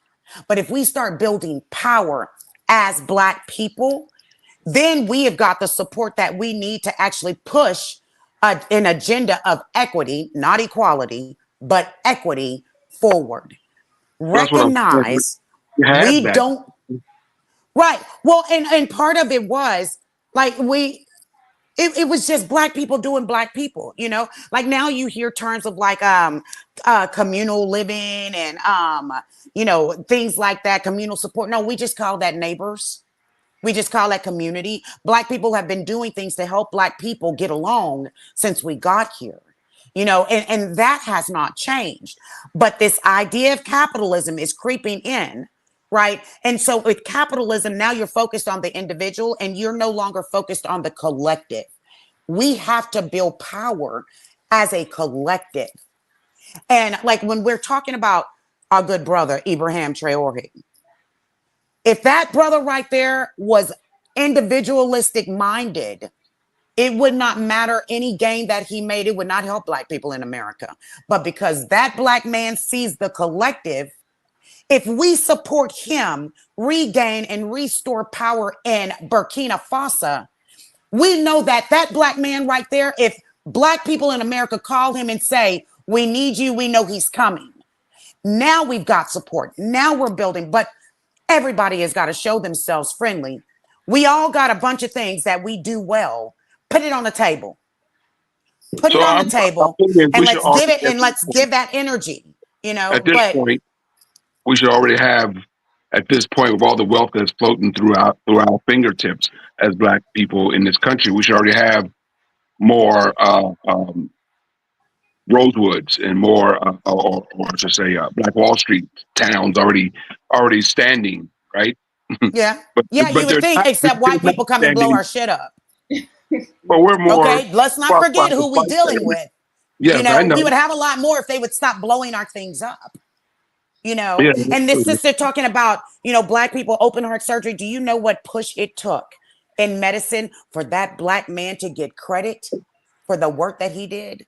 You know what I'm saying? If we would get a whole lot further if we recognize our enemy is white supremacy. It is never going to be us. We don't have any power to take power away from someone. We are never going to be each other's enemy. So if we're not each other's ally, then who are we allied with? The white man. Well, And it also, just keeps going and going. well, I can only speak like again for myself. Like if you are familiar with my page, and it's my name here, Jasmine Zenoe, right? I barely talk about Africans on my page. I probably have like 3 posts. Native Americans come for us very hard because they don't like us saying that we have Native American heritage. They want us to ignore like that we're Choctaw and Cherokee. So I actually on TikTok, I would say that that's probably the people that I go back and forth with the most. Mexican Americans, they flip flop between being white, indigenous, and Afro descendant. Also, from me, whenever I come for the Jews, they always shadow ban my page, right? I've been on lives with me going back and forth with them. Actually, probably most of my videos are about how white people are from caves. I have a lot of friends in. I'm gonna be looking for you. Yeah, no, like I don't know who invited me, but no, like one of my biggest videos is about where do white people come from, right? So I hear what you're saying. I'm just not one of those people, so I can't speak for people who are afraid to sit there and call everybody out. The reason I recently mentioned, Africans in any way, shape, or form was because of the Essence Festival. And I started to notice a pattern with the Essence Festival, with the CEO of Red Lobster, a Nigerian man, basically repackaging those seafood boils. And I'm like, that's what we did, right? Like you're acting like that's a Nigerian thing. So it's not so much that we don't want you in our spaces, but you have to pay homage. You're acting like we got that from you. I was trying to tell them, on one of the lives, I am more, I guess, a neutral person when it comes to like really trying to build a bridge, right? It's very hard to build a bridge with people who think that they're better than you. Not all of them. Yes. A lot of them do come over here with that arrogance, and we're saying, hey, no, you could have included, your jollof rice, but to have a freaking flyer, jambalaya versus this is jollof rice versus jambalaya in small letters in New Orleans. And then like a few months ago, they were mad about the Zulu festival, not understanding our culture, and that's just one sect of our French Creole people, right? That's a whole different subgroup of who we are. So I'm honestly, like I said, I'm one of the few people that like really just tries to be like, look, you guys gotta really just be respectful with it. You guys have that stuff going on. The Igbos in Ghana right now, that is like all you're gonna see on TikTok. The Igbos, they're like literally marching. Get out of our country, Igbo Nigerians.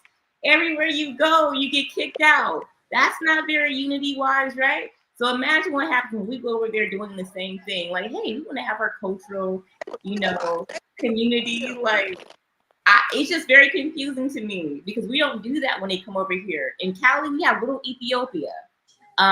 In like we were just talking about that earlier, how we embrace, and we were taught to embrace African culture. You know, Tiffany and I were just, you know, earlier in the program. So I mean, I Yeah, agree they're with you there. respecting, you know? So Absolutely. I agree. But I also feel like the ones that are pushing the division are not necessarily the ones that are on the mic, right? And also, we have a certain amount of responsibility for the movements that we are a part of, to keep them righteous. You know what I'm saying? And I've done a lot of work in the Black Lives Matter movement. We took some heat. We took some big hits when this whole thing came out with colors and, you know, people saying that she was stealing money and blah, blah, blah, blah, blah. We took some hits, and a lot of those hits came from Black people, right? A lot of those hits came from like FBA type people because they didn't understand what was going on with the money. Is it a movement? Yeah. But, and with that, as someone that was a leader in that movement, it was my responsibility to set that message, to correct things, to own things, you know, because people listen to me when I talk from that lens. If I'm speaking BLM, people listen to me. They know who I am. They know the work that I do. So my words matter. And when I tell you to pipe down, and I give you explanations, I should have built that trust with you before the problems ever happened. You know, so we've got our work to do in our communities as individual leaders, individual cultures, and things like that. We have our own work to do. We have our own message to set. And if we're all doing that, then we should be able to come to this table, you know, and talk about Black lives. Because at the end of the day, what they see is Black. And that is enough for them to fire at will, you know.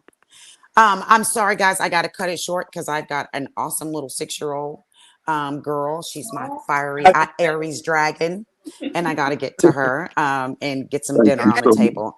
And I Thank hope you. But you next guys time are we awesome. it was I nice hope next meeting you. time I'm we sorry I got here late. I about the was in Black here. Lives Movement thing, because are you a part of the grassroots or you a part of the organization that was online? Grassroots. I am a Okay, community I need that organizer. I put my respect. boots on the ground. Boots on the Okay, ground, okay. sis. Yeah. All that other stuff, that's just extra. I'm the boots on the ground type. Thank you for asking though. See, that's what I'm saying right there. That's that education, right? That's knowing our people, knowing to ask, when to ask that question. That's an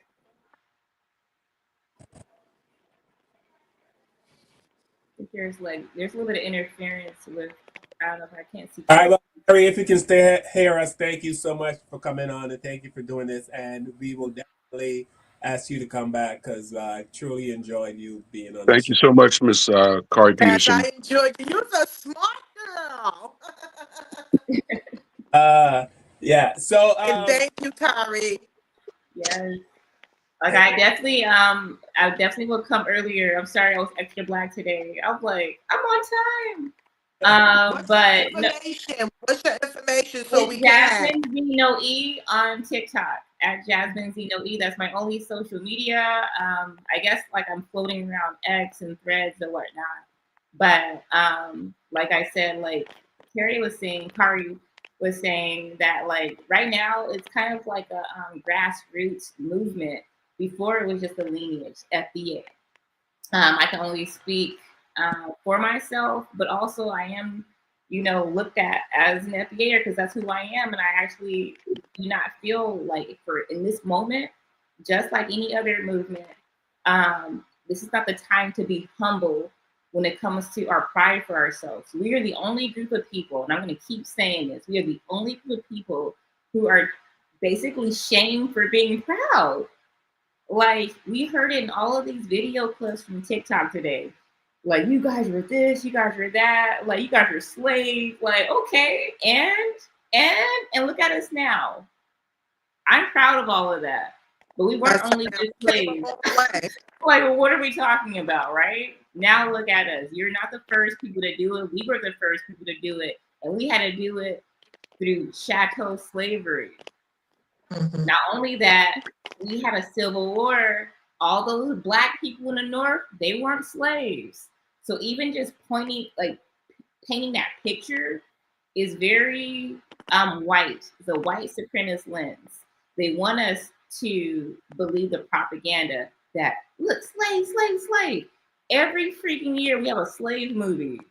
But that's why you would think that was like just our only existence, right? And it's just not true. Because there are a lot of people who bought their way out of slavery.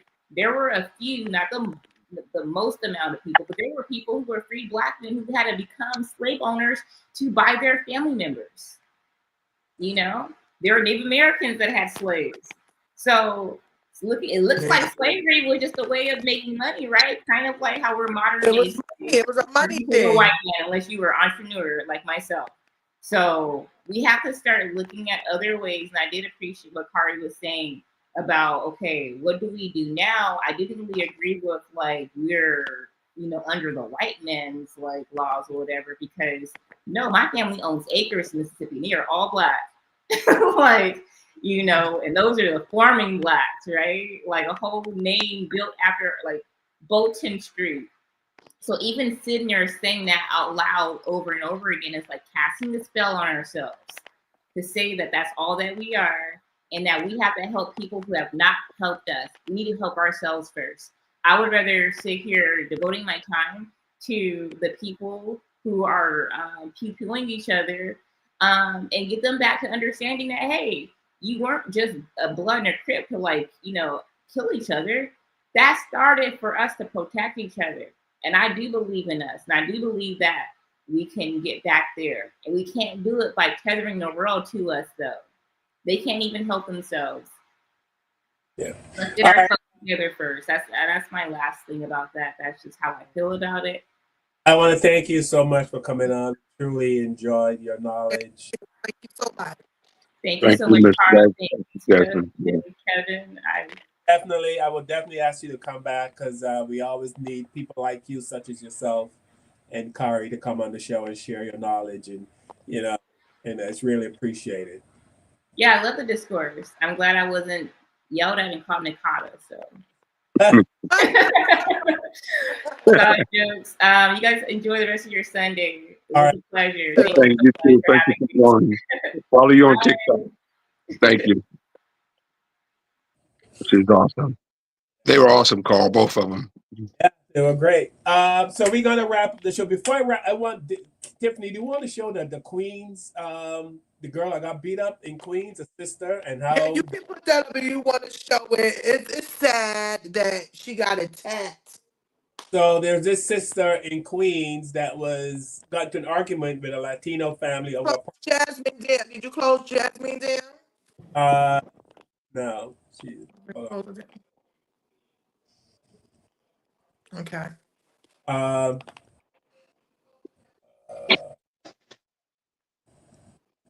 Yeah. So the sister got into a fight with two men and one woman, or a half a man, I guess, and a woman and another old man. The brother showed up. Very so anyway, here we go. This is a boy, yo! The fact that only one person even came to help her is crazy to me. Like, this video was so hard to watch. Like, two men and another lady against one girl. Yo, y'all let me know in the comments how you guys feel about this. And again, like, I'm just so disgusted on the fact that there was other people there that just stood around and watched and did nothing at all. Like, this is mind-blowing to me.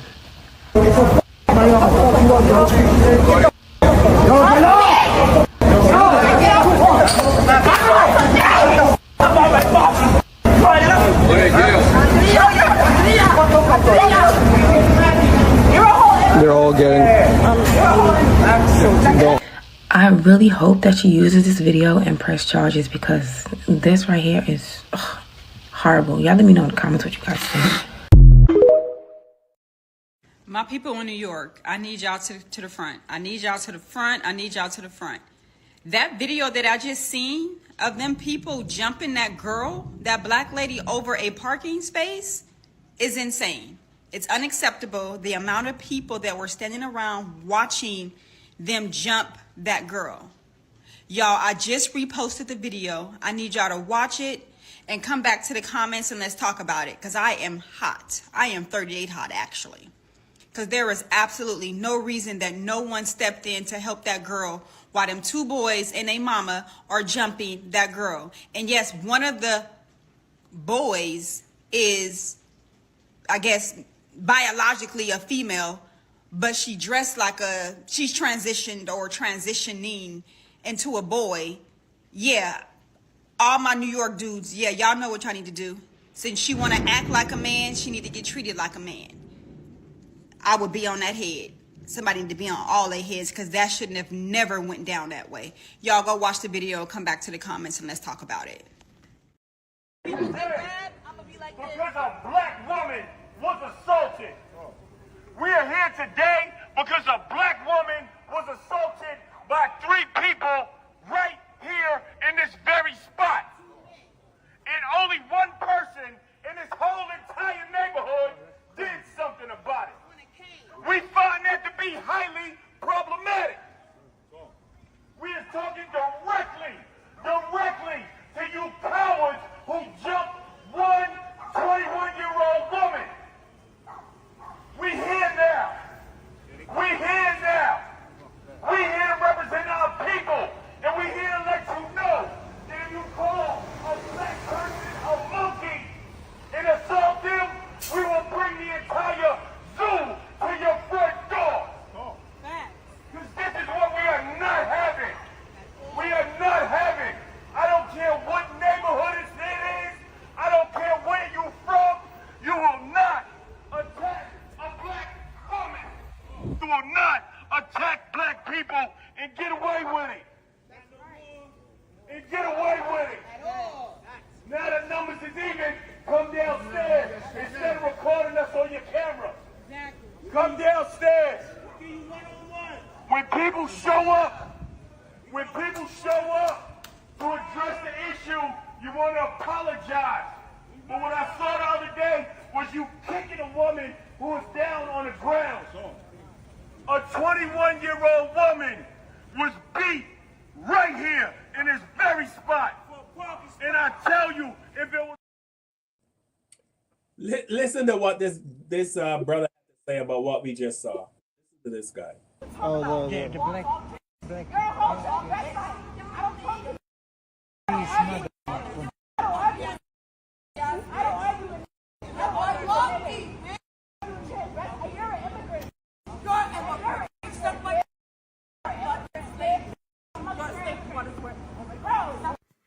I don't care what started it. You're one person, and 3 people, one of those people, maybe 2 of those people were men, are talking crazy to you, and you don't walk away. Exactly what happened to you for not walking away. You felt like you was bold enough to take on 3 people, and somehow that's a man's fault.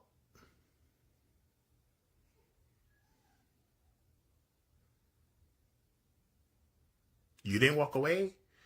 You didn't see danger.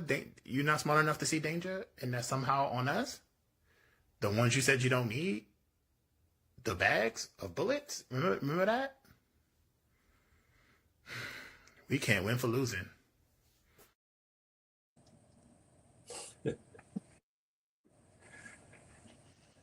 Wow, Carl. Tiffany, you muted. Oh, sorry. Sorry I was muted because I was actually cursing. So I had to be muted, okay? But first of all, no woman, I don't care what color, creed, do not supposed to be disrespected or beat or jumped in the street, okay, over parking an argument.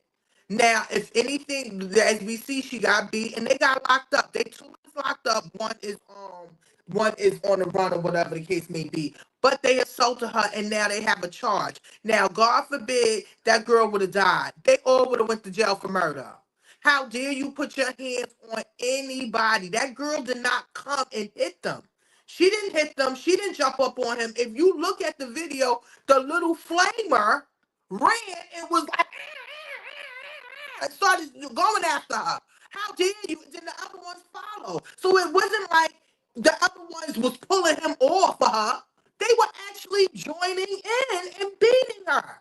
And they got everything on camera. So my thing is, please, if sometimes you can avoid and walk away from things, do it. But if somebody run up on you, you're gonna have to fight. You're gonna have to protect yourself regardless to what, and you might lose. I'm just happy that she did not lose her life. You understand what I'm saying? And it's just real sad. It's just horrible. And nobody, the thing of nobody not doing anything, you didn't see no. I think it was only one person that tried to step up or tried to help or whatever to help her. And I'm glad that those people came out and stood right in front of that porch and was like, if y'all want to beat somebody, come downstairs and beat us. Come on, because remember back in the day, what was it, Kev? Head up or shut up. Yep. Hands up. Throw your hands up. You Yep. understand what I'm saying? Since you want to fight and beat on somebody that's your size, that's gonna give you give you a run for your money. So now they're gonna be in front of their house with the bullhorns telling you to bring your ass on out. Yeah, that was that. I'm never one for just putting your hands on somebody just because you feel like it. I guess it's Yeah, just. with your woman, man. Damn. Mm. You saw it. Then wait a minute for the guy to say, "Oh, if you see three people, wow!" She did not go over there to them. They ran over to her and attacked her. So I don't get it. I don't get it. Just like the young man on the airplane. I don't know if you heard Keanu. I don't want to mess up his name, but he was on the airplane and this guy was antagonizing him and then started choking him. He had to fight back and whoop his ass. Yeah. Yeah. That's what you're supposed to do. All right, we're going to wrap it up. I want to thank everyone for chiming in, for watching our show today. Thank you so much. Thank you for all the comments. The comments were so fast and furious. Normally, I read the comments as the show. Today, I saw Scooby Doo getting into it with some Scooby. Yeah, Scooby's going at it with somebody today. Black Daniels. And Black Daniels are going back and forth at it. I was reading those comments. They were going at it, man. Woo. Yeah. So Scooby, I hope you're all right, brother. And there you go, Black Daniels. Thank you. Thanks to everyone who watched the show, and thank you for trying. Please like, share, subscribe. Please hit the notification bell so you get notified. This is how we do it every Sunday. No filter. We just bring the truth. We have guests that also do the same thing. You know what I mean? We don't sugarcoat anything, as you saw. We just bring the facts. And this show is to build the Black community, to help the Black community any way we can. We are the Black Therapy Show. Why? Because we just get it out. You just got to get it out of your system. We go all week. I don't think there's a week where any Black person can go and say, I didn't have to deal with racism today. That is true. If you're in your house, you're going to see it on TV, you're going to hear it on the radio, you're going to see it on your phone. You cannot escape it. With that being said, Tiffany, before I go, anything you want to share? First of all, I didn't get to say because Carl was so excited about our guest. I didn't even get to say this is protected by fair use only, educational purposes only, entertainment purposes only. This is our opinions only. Please make sure you leave a comment. Let us know what you think. And we thank all of you for chiming in with us, taking the time out to even talk to us, listen to us. Thank you to our beautiful guests. I really enjoyed the ladies. It feels good to have ladies on because I'm over here with all these men. So it feels good to have the ladies on. Shout out to all the people that chimed in on my page. I have a few people that's up here. Miss Rose, Mr. Holy SBA. Thank you for shouting out to my sister, to everybody in the chat. We really, really appreciate you. And the only thing we're asking, we don't have no beef with our African brothers and sisters from Africa or from the Caribbean. We never did. We always loved you. We always loved your food, loved everything thing about you because you had culture and you was giving us some of the culture because we wanted to learn, we wanted to eat. But our thing is, before you come here or while you here, learn about us. Please don't judge us. Do not listen to what everybody say about us because half those things is not true at all. We bust our ass here in America for hundreds of years to make a foundation for all of you to come here. And we don't have no problem with doing that. I thank our ancestors for doing it. So again, we love you, but just learn us, learn our history before you judge us, and we'll be good. No problem. Kevin, anything you want to share before we go? Yeah. They were trying to shut TikTok down last year, and this is one of the reasons why the two ladies we had on today. Uh, we have a lot of young, very smart people out here that are spreading knowledge and fighting against the system, and a lot of them are on TikTok. You saw on our show today, that's a lot of that on TikTok, and Very proud of you. I think that's one of the reasons they're trying to take TikTok down for that reason. They want to control the narrative that's on TikTok because people are bringing the truth, Critical thinking. information, and education. You're getting your education from a lot of smart people on these platforms like TikTok. They're out there. You got to just shuffle through all the BS. And the other side's out there too, Tiff and Carl. The white supremacist side is on TikTok too, and they have their audience. But those, like these two very smart, brilliant young ladies we had on today, join our show. There's a lot of that on TikTok. So you just got to go out there and find those type of people and listen to what they have to say because they're spreading some serious truth and knowledge and educating the people. So thank you, Carl, for finding those ladies, and we'll continue to bring on people like that on the show in the future because it's awesome to hear other people's perspective and stuff Yeah, like that. healthy perspective because we had a couple of crazies. Yeah, So. we'll put some knuckleheads on there. What was his name? I'm a man from Ohio. That asshole. Yeah. Yeah, then you see, we always have Mr. Man is always in our chat. Yeah, we got a bunch of knuckleheads. So yeah, I'll hear that. Shout So out to the you're chat both. room. Yeah, no doubt, chat room. Yeah, so it's all good, man. We're having fun doing this.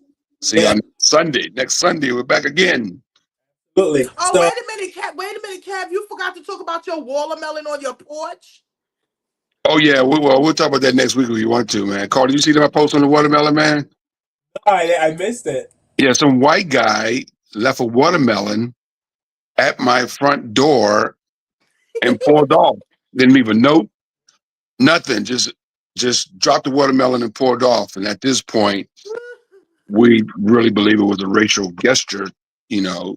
But we're not the only black family on the block, so I don't understand why we were picked. But yeah, somebody dropped the watermelon at my front door and rolled out. My neighbor saw it and said, "Hey, some tall white guys left a watermelon at your door." We thought maybe it was a client, one of Patricia's clients or somebody like that, or somebody we knew. But no, nobody's come forward and say, "Hey, did you guys get that watermelon I dropped off for you?" Nothing of the sort. So, so it was basically a racial gesture, most likely. Unfortunately, I hate to think that, but that's what it's leaning towards being now. So I did a video on my social media. You done You know, made it. Next week is fried chicken.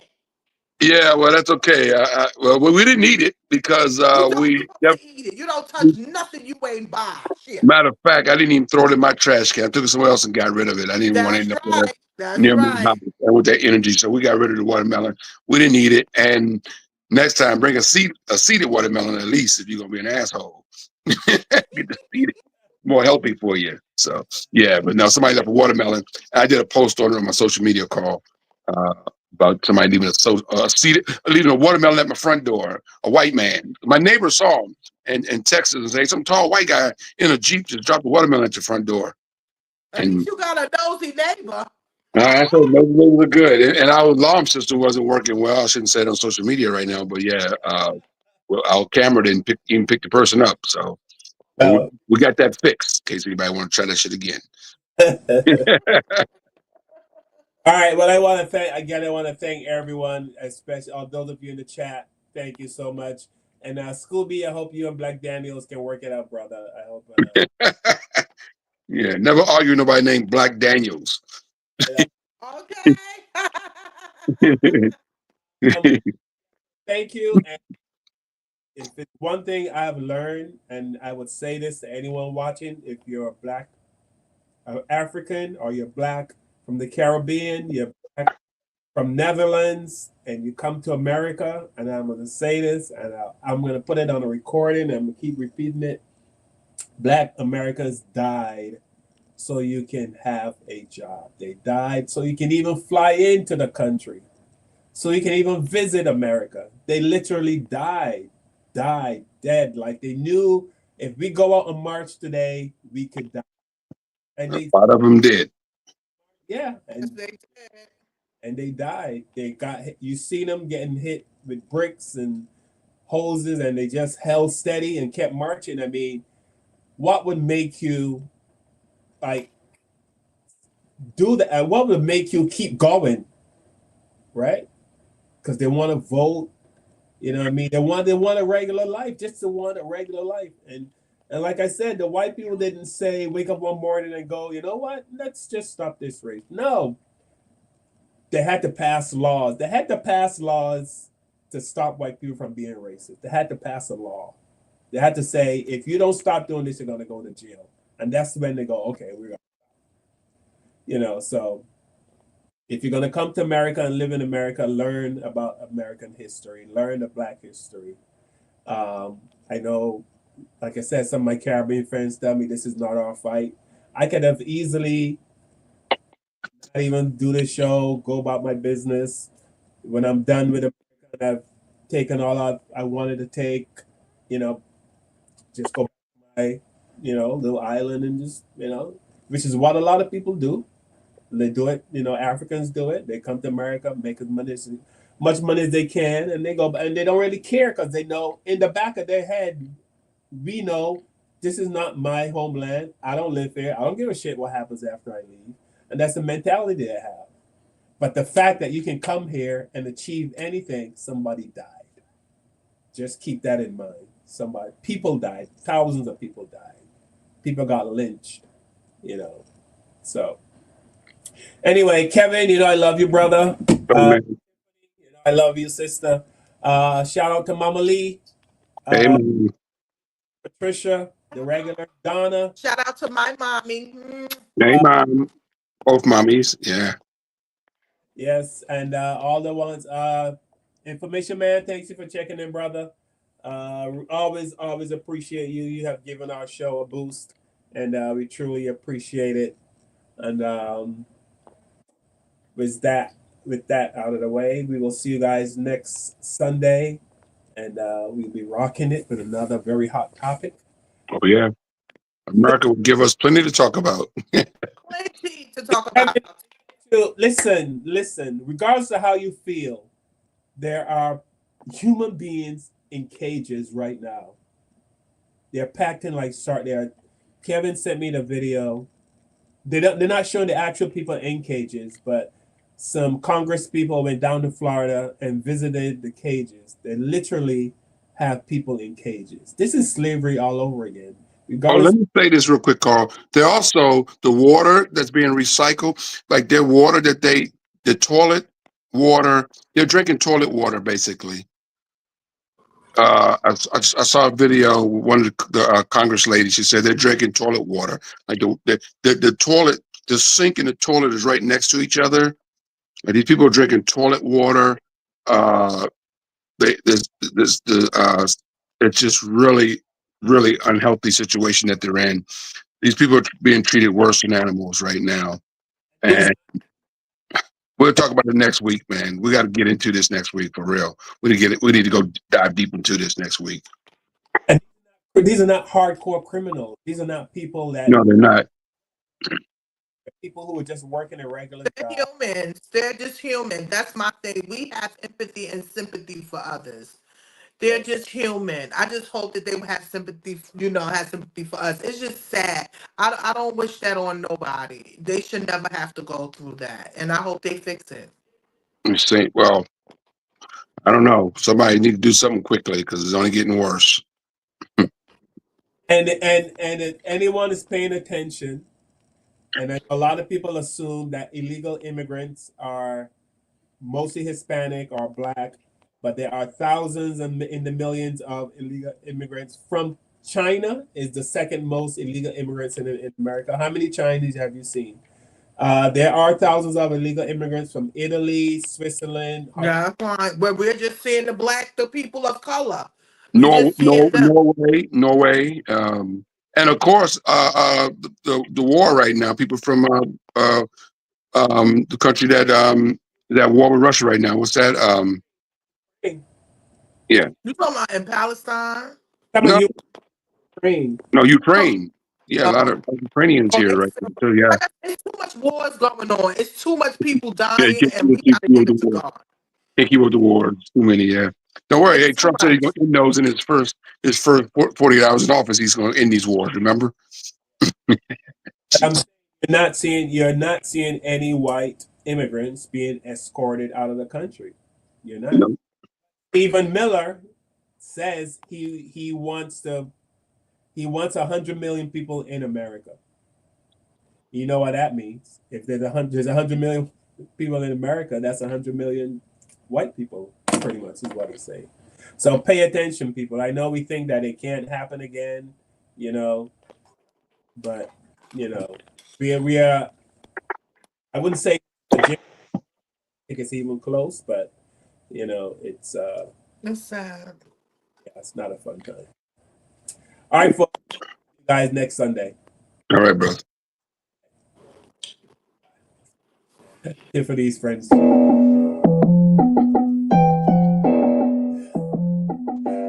With the knowledge you gain, break away from the chains. We helping you grow the black therapy show.